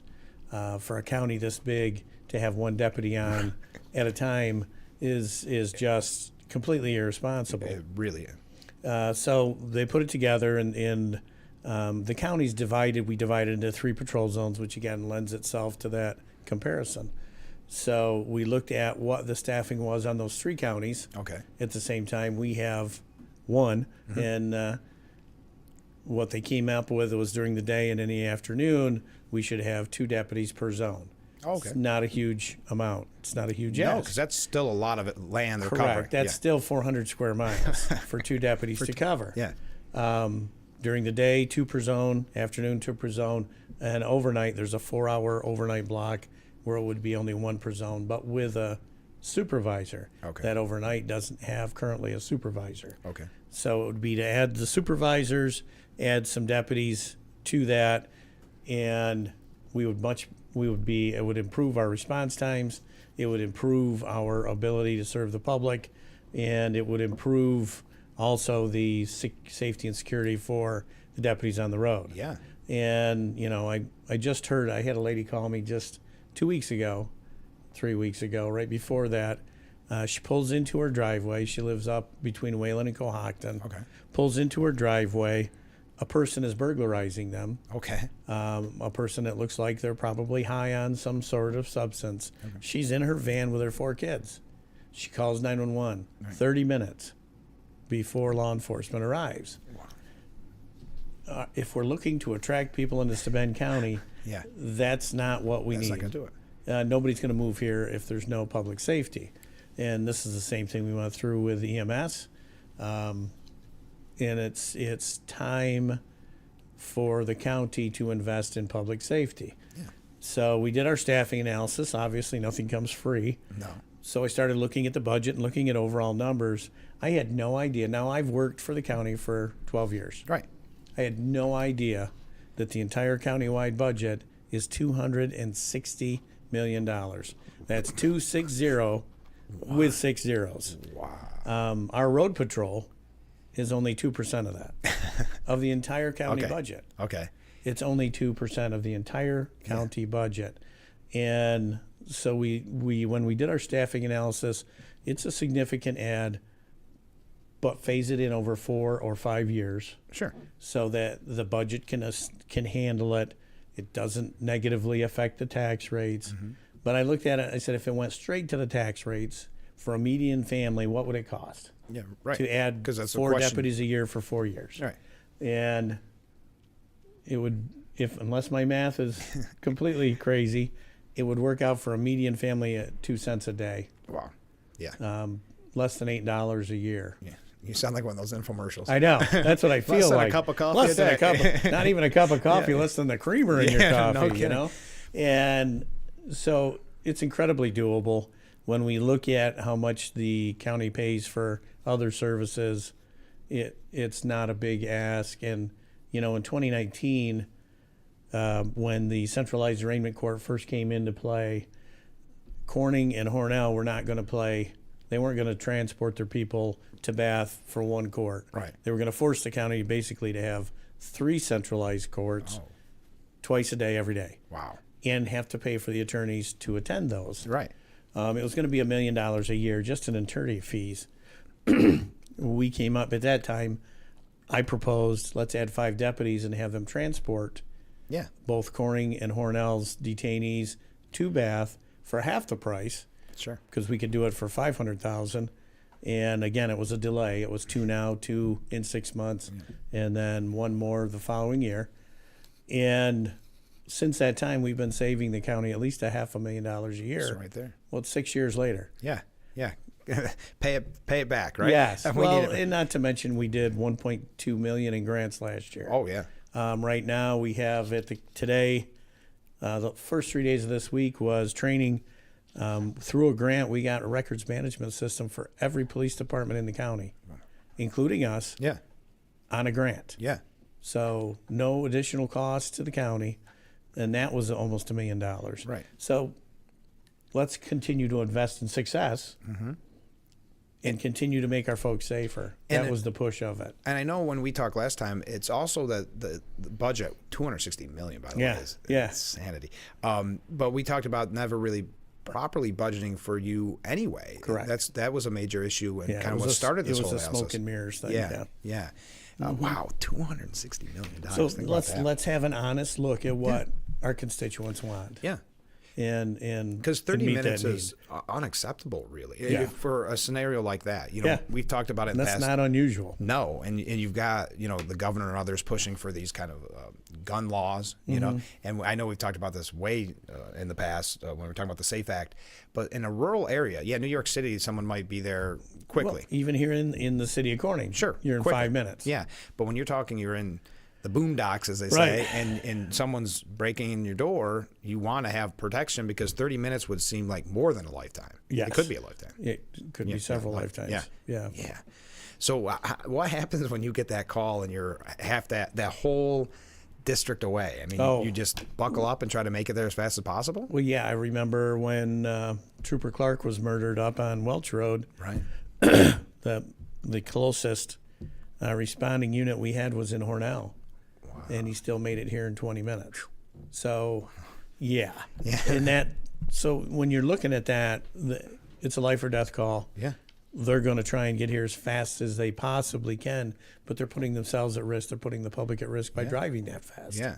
And it's just a bad situation. It's an irresponsible situation that can easily be rectified, and that's what we're moving towards. What's the next step in this? To get approval, things like that? Do you see there being a taste for this at the county level? I do. Okay. I do. I've had several legislators reach out to me and say this is reasonable, and it's time. Yeah. So we'll see what comes in the budget. this coming year. Yeah. It's almost budget time already for the county. Unbelievable. And that's why we did the presentation when we did, so that it could be budgeted for. And we'll see, when I submit my budget, I don't get to submit numbers for payroll or for number of positions. Okay, all right. I recommend, and then it goes to the legislature and it comes back and I get what I get. Okay. So it's my hopes that during the budget process, folks pay attention. Sure. And demand that we start to correct this situation. Yeah. All right. We got to take a short break. Stay with 206. I'm tongue-tied here. We'll be right back with Frankly Speaking here on WYDC TV. Big Fox, stay with us.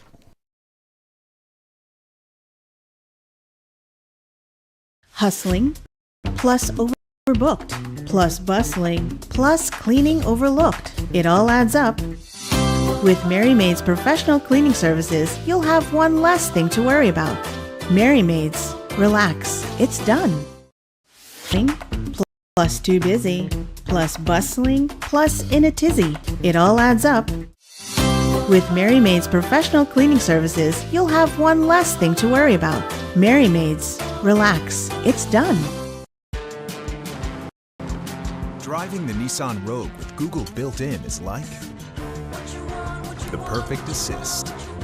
Hey Google, add basketball hoop to the shopping list. See why it's been named a Consumer Guide Best Buy for 11 years in a row. Drive the award-winning Nissan Rogue today. Now get a low $249 per month lease on Rogue, or get up to $27.50 total savings on Rogue Rock Creek.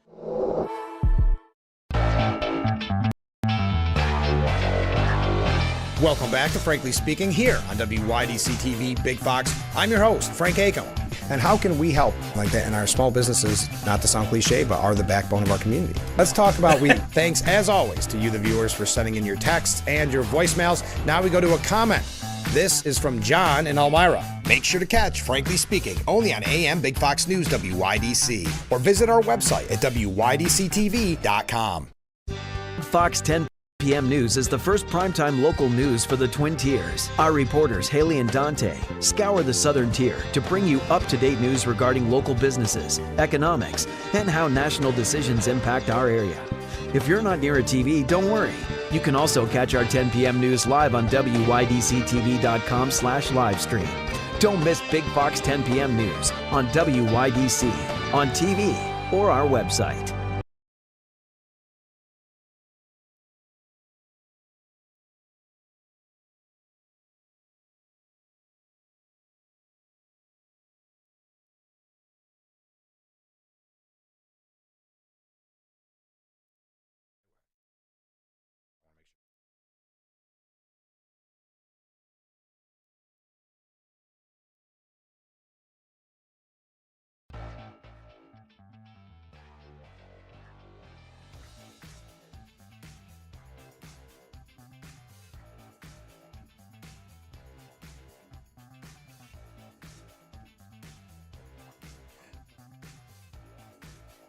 The Frankly Speaking Roof Cam brought to you by Boss Security and Horseheads. Contact them today for all your business and home security needs. We are back broadcasting live from the Hesselson's studio here on Market Street. In that studio, we have Sheriff Jim Allard. All right, couple comments from viewers. Here we go. According to state statistics, New York State has lost 630,000 people since 2020. Mm-hmm. Number one state in losing people. Yeah. That's not really a question. It's just a very poignant statement. Well, how many times you talk to retirees that are moving south and not coming back? I'm not exaggerating. It's happened so often. So this show's a little over 2 years. I get comments a lot that are saying, Sarah, we love the show, but, well, they don't all say that. But I love the show, but we're leaving. We can't afford it anymore. Yeah. It's heartbreaking, but that happened in radio too. It's just a mass exodus, and there's all those polls that find that most people in New York State, the majority, have a 5-year plan to leave New York State. Yes. Who can blame them? Public safety, like we talked about, taxes, et cetera, et cetera. This one is a good one. We get this every time, and I had it on my list. Asks Jim about the certification for operating a motorboat. Thanks, from Farmer John. Well, thank you, Farmer John.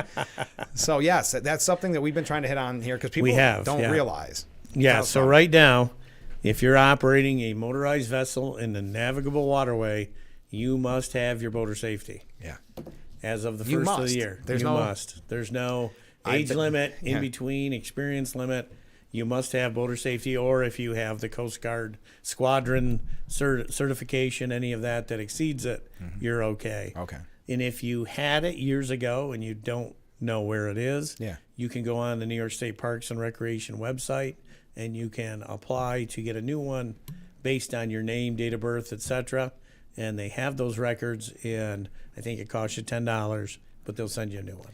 But I've been driving a boat since I was a child. It can't. Yes. It can't pertain to me. Is that what everybody's saying? That's Yeah. But it does. Simple as that. You guys have made it really easy that they Yes. can. What is it? Once a month? Every month since a year ago. We've been doing a class every month at the sheriff's office. Okay. We're going to continue doing that all summer throughout this year. We actually stopped doing our pistol permit safety courses and focus specifically on boater safety. Have they been real crowded now that the weather's changed? Yeah, they've 'cause been that's getting what packed. You should have done it in January when you were bored, but Right. you don't think about it until the weather changes. So thank and you. we can only do, I think it's 30 at a time. Okay. And it's not because we can't fit more. That's what the state puts on as a requirement. So yeah, call my office, get on 607-622-3911. Talk to Kim. She'll put you on the list. Okay. And we'll make sure that you get in. A couple of quick things I wanted to mention. I was reading your newsletter. You know, I always like your Yes, newsletter. And I noticed Frankly Speaking was in there. I just want to say. Thank you. I had to autograph people's copies. I'm sure it became you did. quite a Yeah, headache. yeah. But I brought this up on the program because you brought it to my attention, but you know more about it. Tell us about Terry Cole. Oh, this is the coolest thing. Isn't it? How did this go? We reported on it Right. early, but I haven't heard anywhere else. Yeah, I know.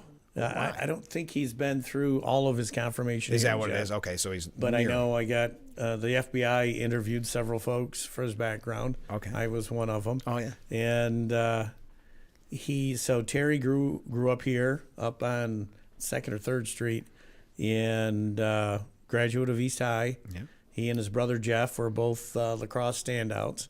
Yeah. And Terry went through the local police academy with his brother Jeff. Mm-hmm. Brother Jeff went to Ithaca Police Department, had a full career there, retired as a lieutenant. Okay. Terry went the federal route and went into the DEA and did, I think, 23 years in the DEA, retired, and then the state of Virginia picked him up as their public safety director. Oh, wow. He's a very, very qualified, incredibly intelligent, very serious individual. He got picked up by the state of Virginia, and then when President Trump came in, he got tapped to run the DEA as a person with boots on the ground experience. Yeah, because he had been stationed in Colombia during the cocaine wars. Wow. He had been stationed in Afghanistan during all of the combat situation over there. He's been on the Mexican border. He has tremendous experience. I think he'll do a fantastic job as the DEA person in charge, the administrator. But how cool is it that he's right from here in Corning? Yeah. And no one knows that was. Yeah. I'm super excited about it. Even though he did go to East, I don't even hold it against. I You can't hold that against I know. him, I made right? that joke already. But no, that's fantastic. What was It's it a like? Viking joke. I know. That's funny. What was it like being interviewed by the FBI about him? It was funny because I work with the FBI a lot in what we do. We do a lot of concurrent investigations. So the agent is one of the local agents. I got to ask you some questions, Jim. Kind of that thing. Oh, that's great. But it was pretty in depth. It was pretty serious. Well, just being nominated is an honor. So I hope the process goes quickly. Yep, I do too. So congratulations. I wrote a letter of recommendation for him, and our Steuben County Chiefs, the police group, voted to write a letter of endorsement too. Oh, that's great. Mm-hmm. So I just saw that in the newsletter. I wanted to make a big deal out of it because, again, I just haven't heard anybody else talking about this. When's the last time a person from Steuben County's been in a cabinet level post? Yeah, like that. Yeah, we've actually looked up with some with Lee Zeldin being from New York. That was exciting, and Lee Stefanik was heartbreaking. Yeah, but there may be some good things in her I'm future. Sure. I'm sure. I hope. Yeah. What do you think about that? I would love to watch that debate. Yeah. That would make my day. I would make that. And for people that don't know, there is a rumor that she might be thinking about running for governor. That's why I thought she'd be so good at the UN, because after you saw what she did to those college deans and professors and or presidents. Yep. Then you think about her in the UN, how great that would have been. But I mean, I think it's great. We were talking about this with Joe Sempolinski. She took one for the team. She did. At the end of the day, she did what was right for the party, but more importantly, what was right for the country and more for Trump's agenda. So that was a really weird side tangent I took there. That's the kind of show. That's what we do. That's the kind of analysis that you get on Frankly Speaking. Let's take a short break. We'll be right back with Frankly Speaking here on WYDC TV. Big Fox will be right back.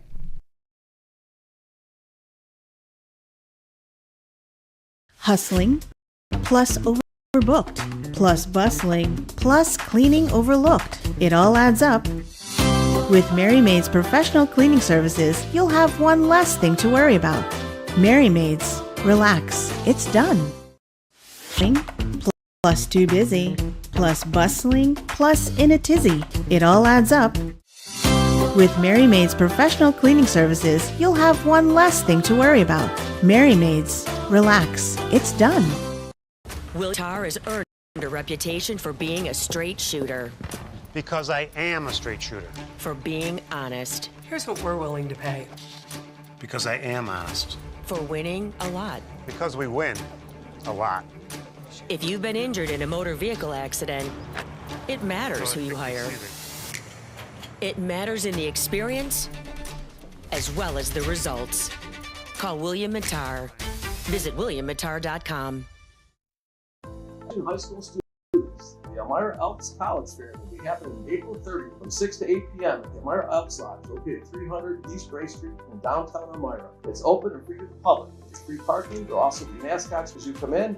There'll be up to 50 colleges, representatives from technical schools, universities, in-state, out-of-state, 2-year, 4-year, public and private schools. If you're looking to transfer, this will be the college fair for you. Also a chance to win an instant scholarship drawing at 8 o'clock. Come down to the Elmira Elks College Fair.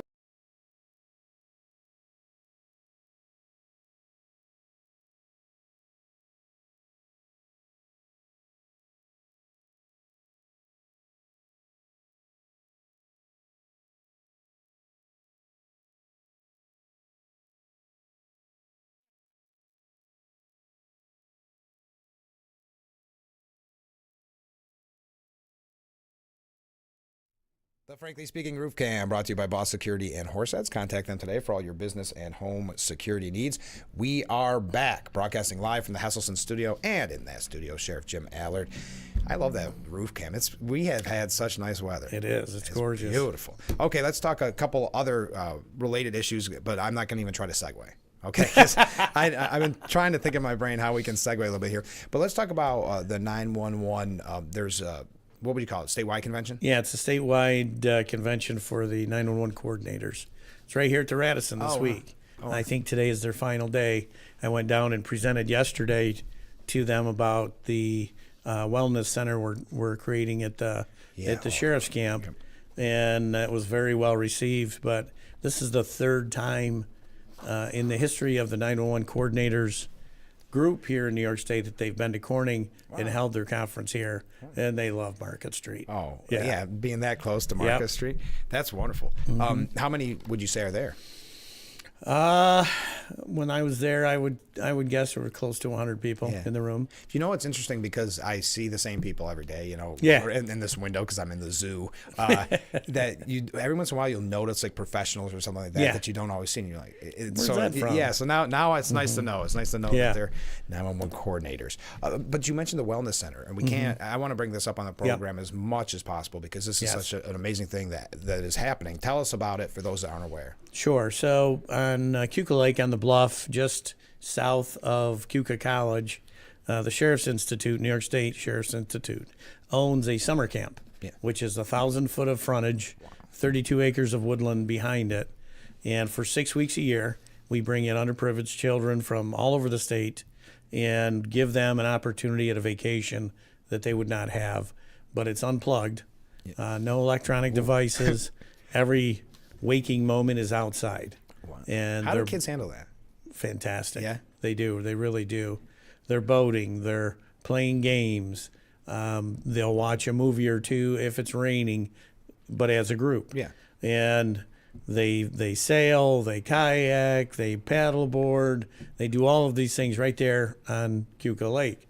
And we send usually a dozen a year from Steuben County. Okay. Our school resource officers nominate kids to go, and that's how we choose them. And the parents have to sign off, but it's completely free to the parents. And they go, and actually we did a clothing drive last year for it because a lot of kids from downstate show up with just what they have on. Oh, sure. And so we do a clothing drive every year so that there's extra clothing up there for those kids. But the rest of the year it sits vacant. And which is amazing. It is, because it's so beautiful and so useful. And it's kind of shocking that this hasn't been thought of before, or at least not pursued before, because that's a lot of time not being used. Yes. So a group of us got together and said, wellness is so important right now, officer wellness. You know, all of the data shows you that the number one leading cause of death for a law enforcement officer is suicide. Right. Much more than line of duty death. And the average age of life expectancy for a law enforcement officer right now is 58. So I'm happy. I'm on the good side of that. On the good side of it. But and we look at the average time in retirement is less than 3 years. So, and a lot of that is driven by suicide. Right. So what can we do to affect that? We train with our pistols. We train on how we drive. We don't train on how to keep ourselves mentally and emotionally safe.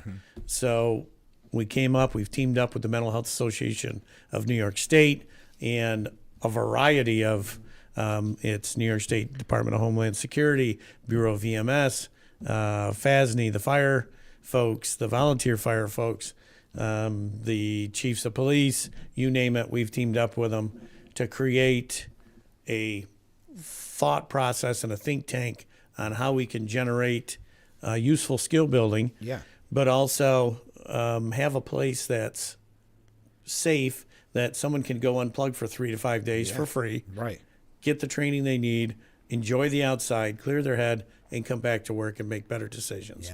So we embarked on this, and Sheriff Baxter in Monroe County has been instrumental in that. If we're going to do this, let's do it right.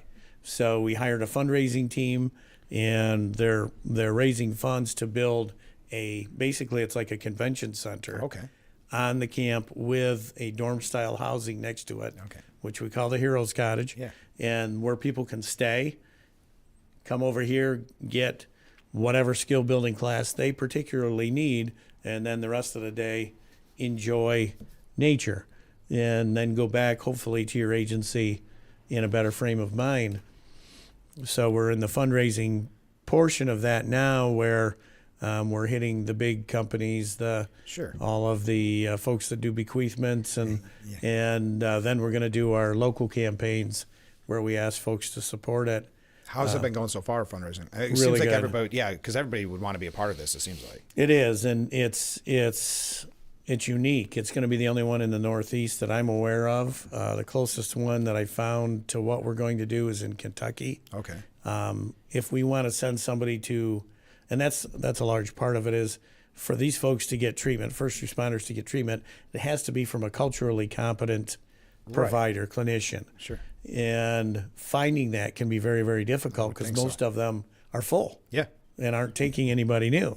When I went to counseling, believe it or not, I did have a little depression a year and a half or so ago. What is that? Right? A year and a half. Let me I had get to my go calendar. as far away as Binghamton. Did you really? To find somebody culturally competent to meet with. And I met with them a few times, and I'm very glad that I did. But there's nobody local that you can just drop in and see. So we want to be able to create this network of culturally competent clinicians that we can use at the camp. But it seems like when they see that view, they'd be knocking down your door. Right. They'll sign on to that job, I would think, right? Find the time to talk with everybody. So that's what we're doing, and it's going very, very well. And like I say, we're still in the corporate level fundraising right now, but soon we'll be out to the you and me level fundraising. Well, I know, because last time we talked about it, people said they want to know as soon as that becomes a possibility, because everybody wants to be. What's the time frame even after the fundraising? We're going to break ground in August. Oh, wow. Yeah. Okay. Hit the ground August, we're running. breaking ground on these 2 buildings. Yeah, that's great. Yep. Well, we got to take our last break of the show, and then we're going to wrap things up. So get your last-minute questions in for the sheriff. We'll be right back with Frankly Speaking here on WYDC TV, Big Fox.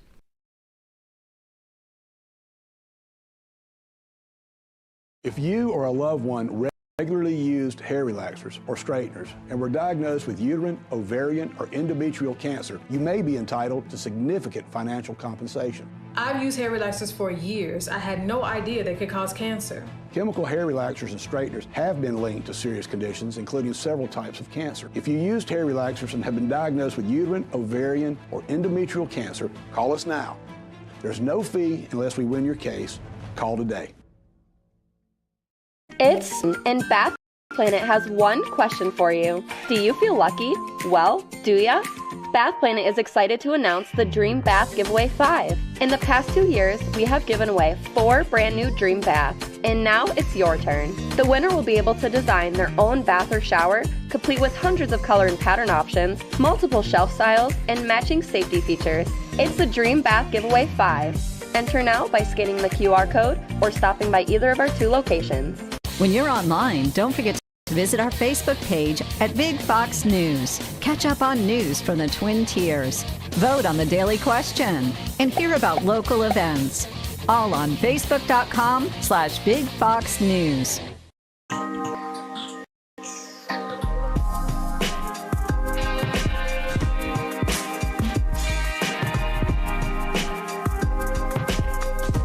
Haley Livingston, Big Fox News.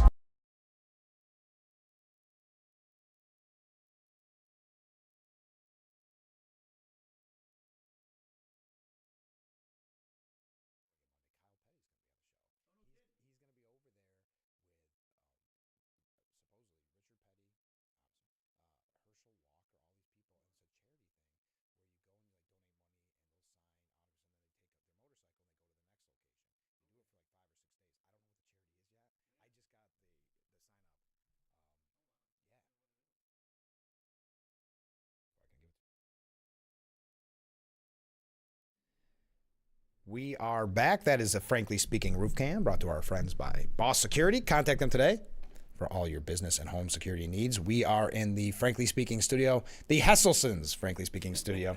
And in that studio is Sheriff Allard. We've got a couple last minute questions to wrap up on. One thing, we've been mentioning this on the show, and it's really important to remind people that Saturday is National Prescription Drug Take Back Day. Mhm. What is Steuben County doing for that? So at the up at our office, at the sheriff's office, the public safety building, we're going to have 2 deputies, and we team up with the Prevention Coalition each year, and they send some folks over. And if you pull in and you have bags of unused medication in your back seat, our deputies will go out and recover them from you. Okay. And we'll take them and we'll make sure that they get disposed of by the DEA up in Rochester. And this is pretty successful each year, right? Yes. Yeah, we get hundreds of pounds of drugs every year doing this. And it serves an important purpose, not just because you shouldn't be flushing it down the toilet or Right. something, but also people don't realize that, heaven forbid, you have a family member or a loved one that is maybe addicted. They find this, or a younger person and then there's obviously the threats of overdose and things like that. So it Well, and serves burglary too. Oh yeah, that's true. Yeah, Mhm. how many instances have we heard of someone trying to break in and Right. steal prescription medication? So Yep. get rid of the expired medication, or the medication that I guess you don't want. Is that the right term? But it's from 10 till 2 this Saturday at the Steuben County Sheriff's Office. Okay, before we go, and I happen to see that announcement on that, I've got and I don't know who does it behind the scenes, but kudos on your app. Oh, yeah. I didn't know there was an app. Someone brought it to my attention because somebody we might have known might be in the Right. jail, and they said check out this app, and I didn't know if it was official, but it is. Yeah, yeah. How long have you had that? Oh gosh, 3 years, I think. Okay. And we get. I'm always current here, Jim. I always like to. I do my research. So one of the reasons we got the app is folks can use the app to schedule their visitation in the jail. Yeah. They can use the app to put money in their loved one's account at the jail, and also they can see who's in the jail. Yeah. And that's primarily what it gets used for, but it also has all of our press releases and all of our information that we put out to the public is on that app. You get a ding on your phone when something new comes out. and you can view it there. You don't have to wait until you're scrolling on social media. Right. So it's and it also lists all the sex offenders. I saw that in the county. So it's a pretty cool thing. We got involved in that, like I say, a few years ago, and that's where our companion website is from that also. But it just makes it easier for folks to navigate things with the jail. Yeah. But also you can look. You can be nosy. Well, yeah, you can look and see if your neighbor has a warrant. Right. If your neighbor's a sex offender. Right. If your neighbor's kid is in jail again. Right. You can look and see that on the app. Yeah. No, I was really impressed with it because you go to some of these apps that people design and then they haven't been updated. You look 6 months ago was the last update. You're constantly updated. Oh yeah. Yeah. And the company is big on that. Actually, they wanted us to, I did a promo for them a year ago because I think we get like 60,000 hits a month. I believe on that app. Yeah. And it's one of the leading ones that the company has. So, and almost every county has it now, and it's nationwide. But all of the information they get as far as who's in our jail doesn't come from us. It comes right from booking. Oh, okay. And it goes through the state, through the victim notification process. And you can do that too. You can sign up on the app. If someone who has committed a crime against you is in our jail, you can put in to be notified anytime that person leaves custody, moves custody. That's great, et cetera. Because we think when we going back full circle when we're talking about bail reform and things like that, and the public safety issues. There's been a lot of victims that didn't need to be victims. We say that a lot. So now if you know someone was in there and they're out, you could be You're going to get vigilant. an email notification. Yeah. You can sign up for that. Yeah. I would highly recommend it. I would say just make sure it's Steuben County, New York, not Indiana. I think Correct. It's yes. I saw them both come up. And, yes, they do. But if you want to know what's going on in Indiana, fine with that. But that does it for today. Wow, that went quick. I think we covered everything. It always goes quick. I know. There's so much to talk about. I was going to ask what your prediction on the New York State budget is, but we know it's not going to make April 1st. My prediction is big. Yeah. Large. I know. I hope. I don't know. They always throw something new in, but I can't. I like how Joe Semplinsky says it. $250 billion. Yeah. Think of that. Yeah, that's real money, as they say. And it's nice that Hochul's now attacking Trump because that should help us with the Fed money that we depend on in that budget. Correct. Unbelievable. Well, we can talk about it some other time. All right. Thanks for joining us this morning. All right. We'll talk to you again soon. We'll be back tomorrow with Frankly Speaking. Our guest, Pam Walker, she is the candidate for Corning mayor. That is on tomorrow's program, so get your questions in. And join us every weekday morning for Frankly Speaking, only on WYDC TV Big Fox. We will see you tomorrow morning, bright and early. Look forward to it already.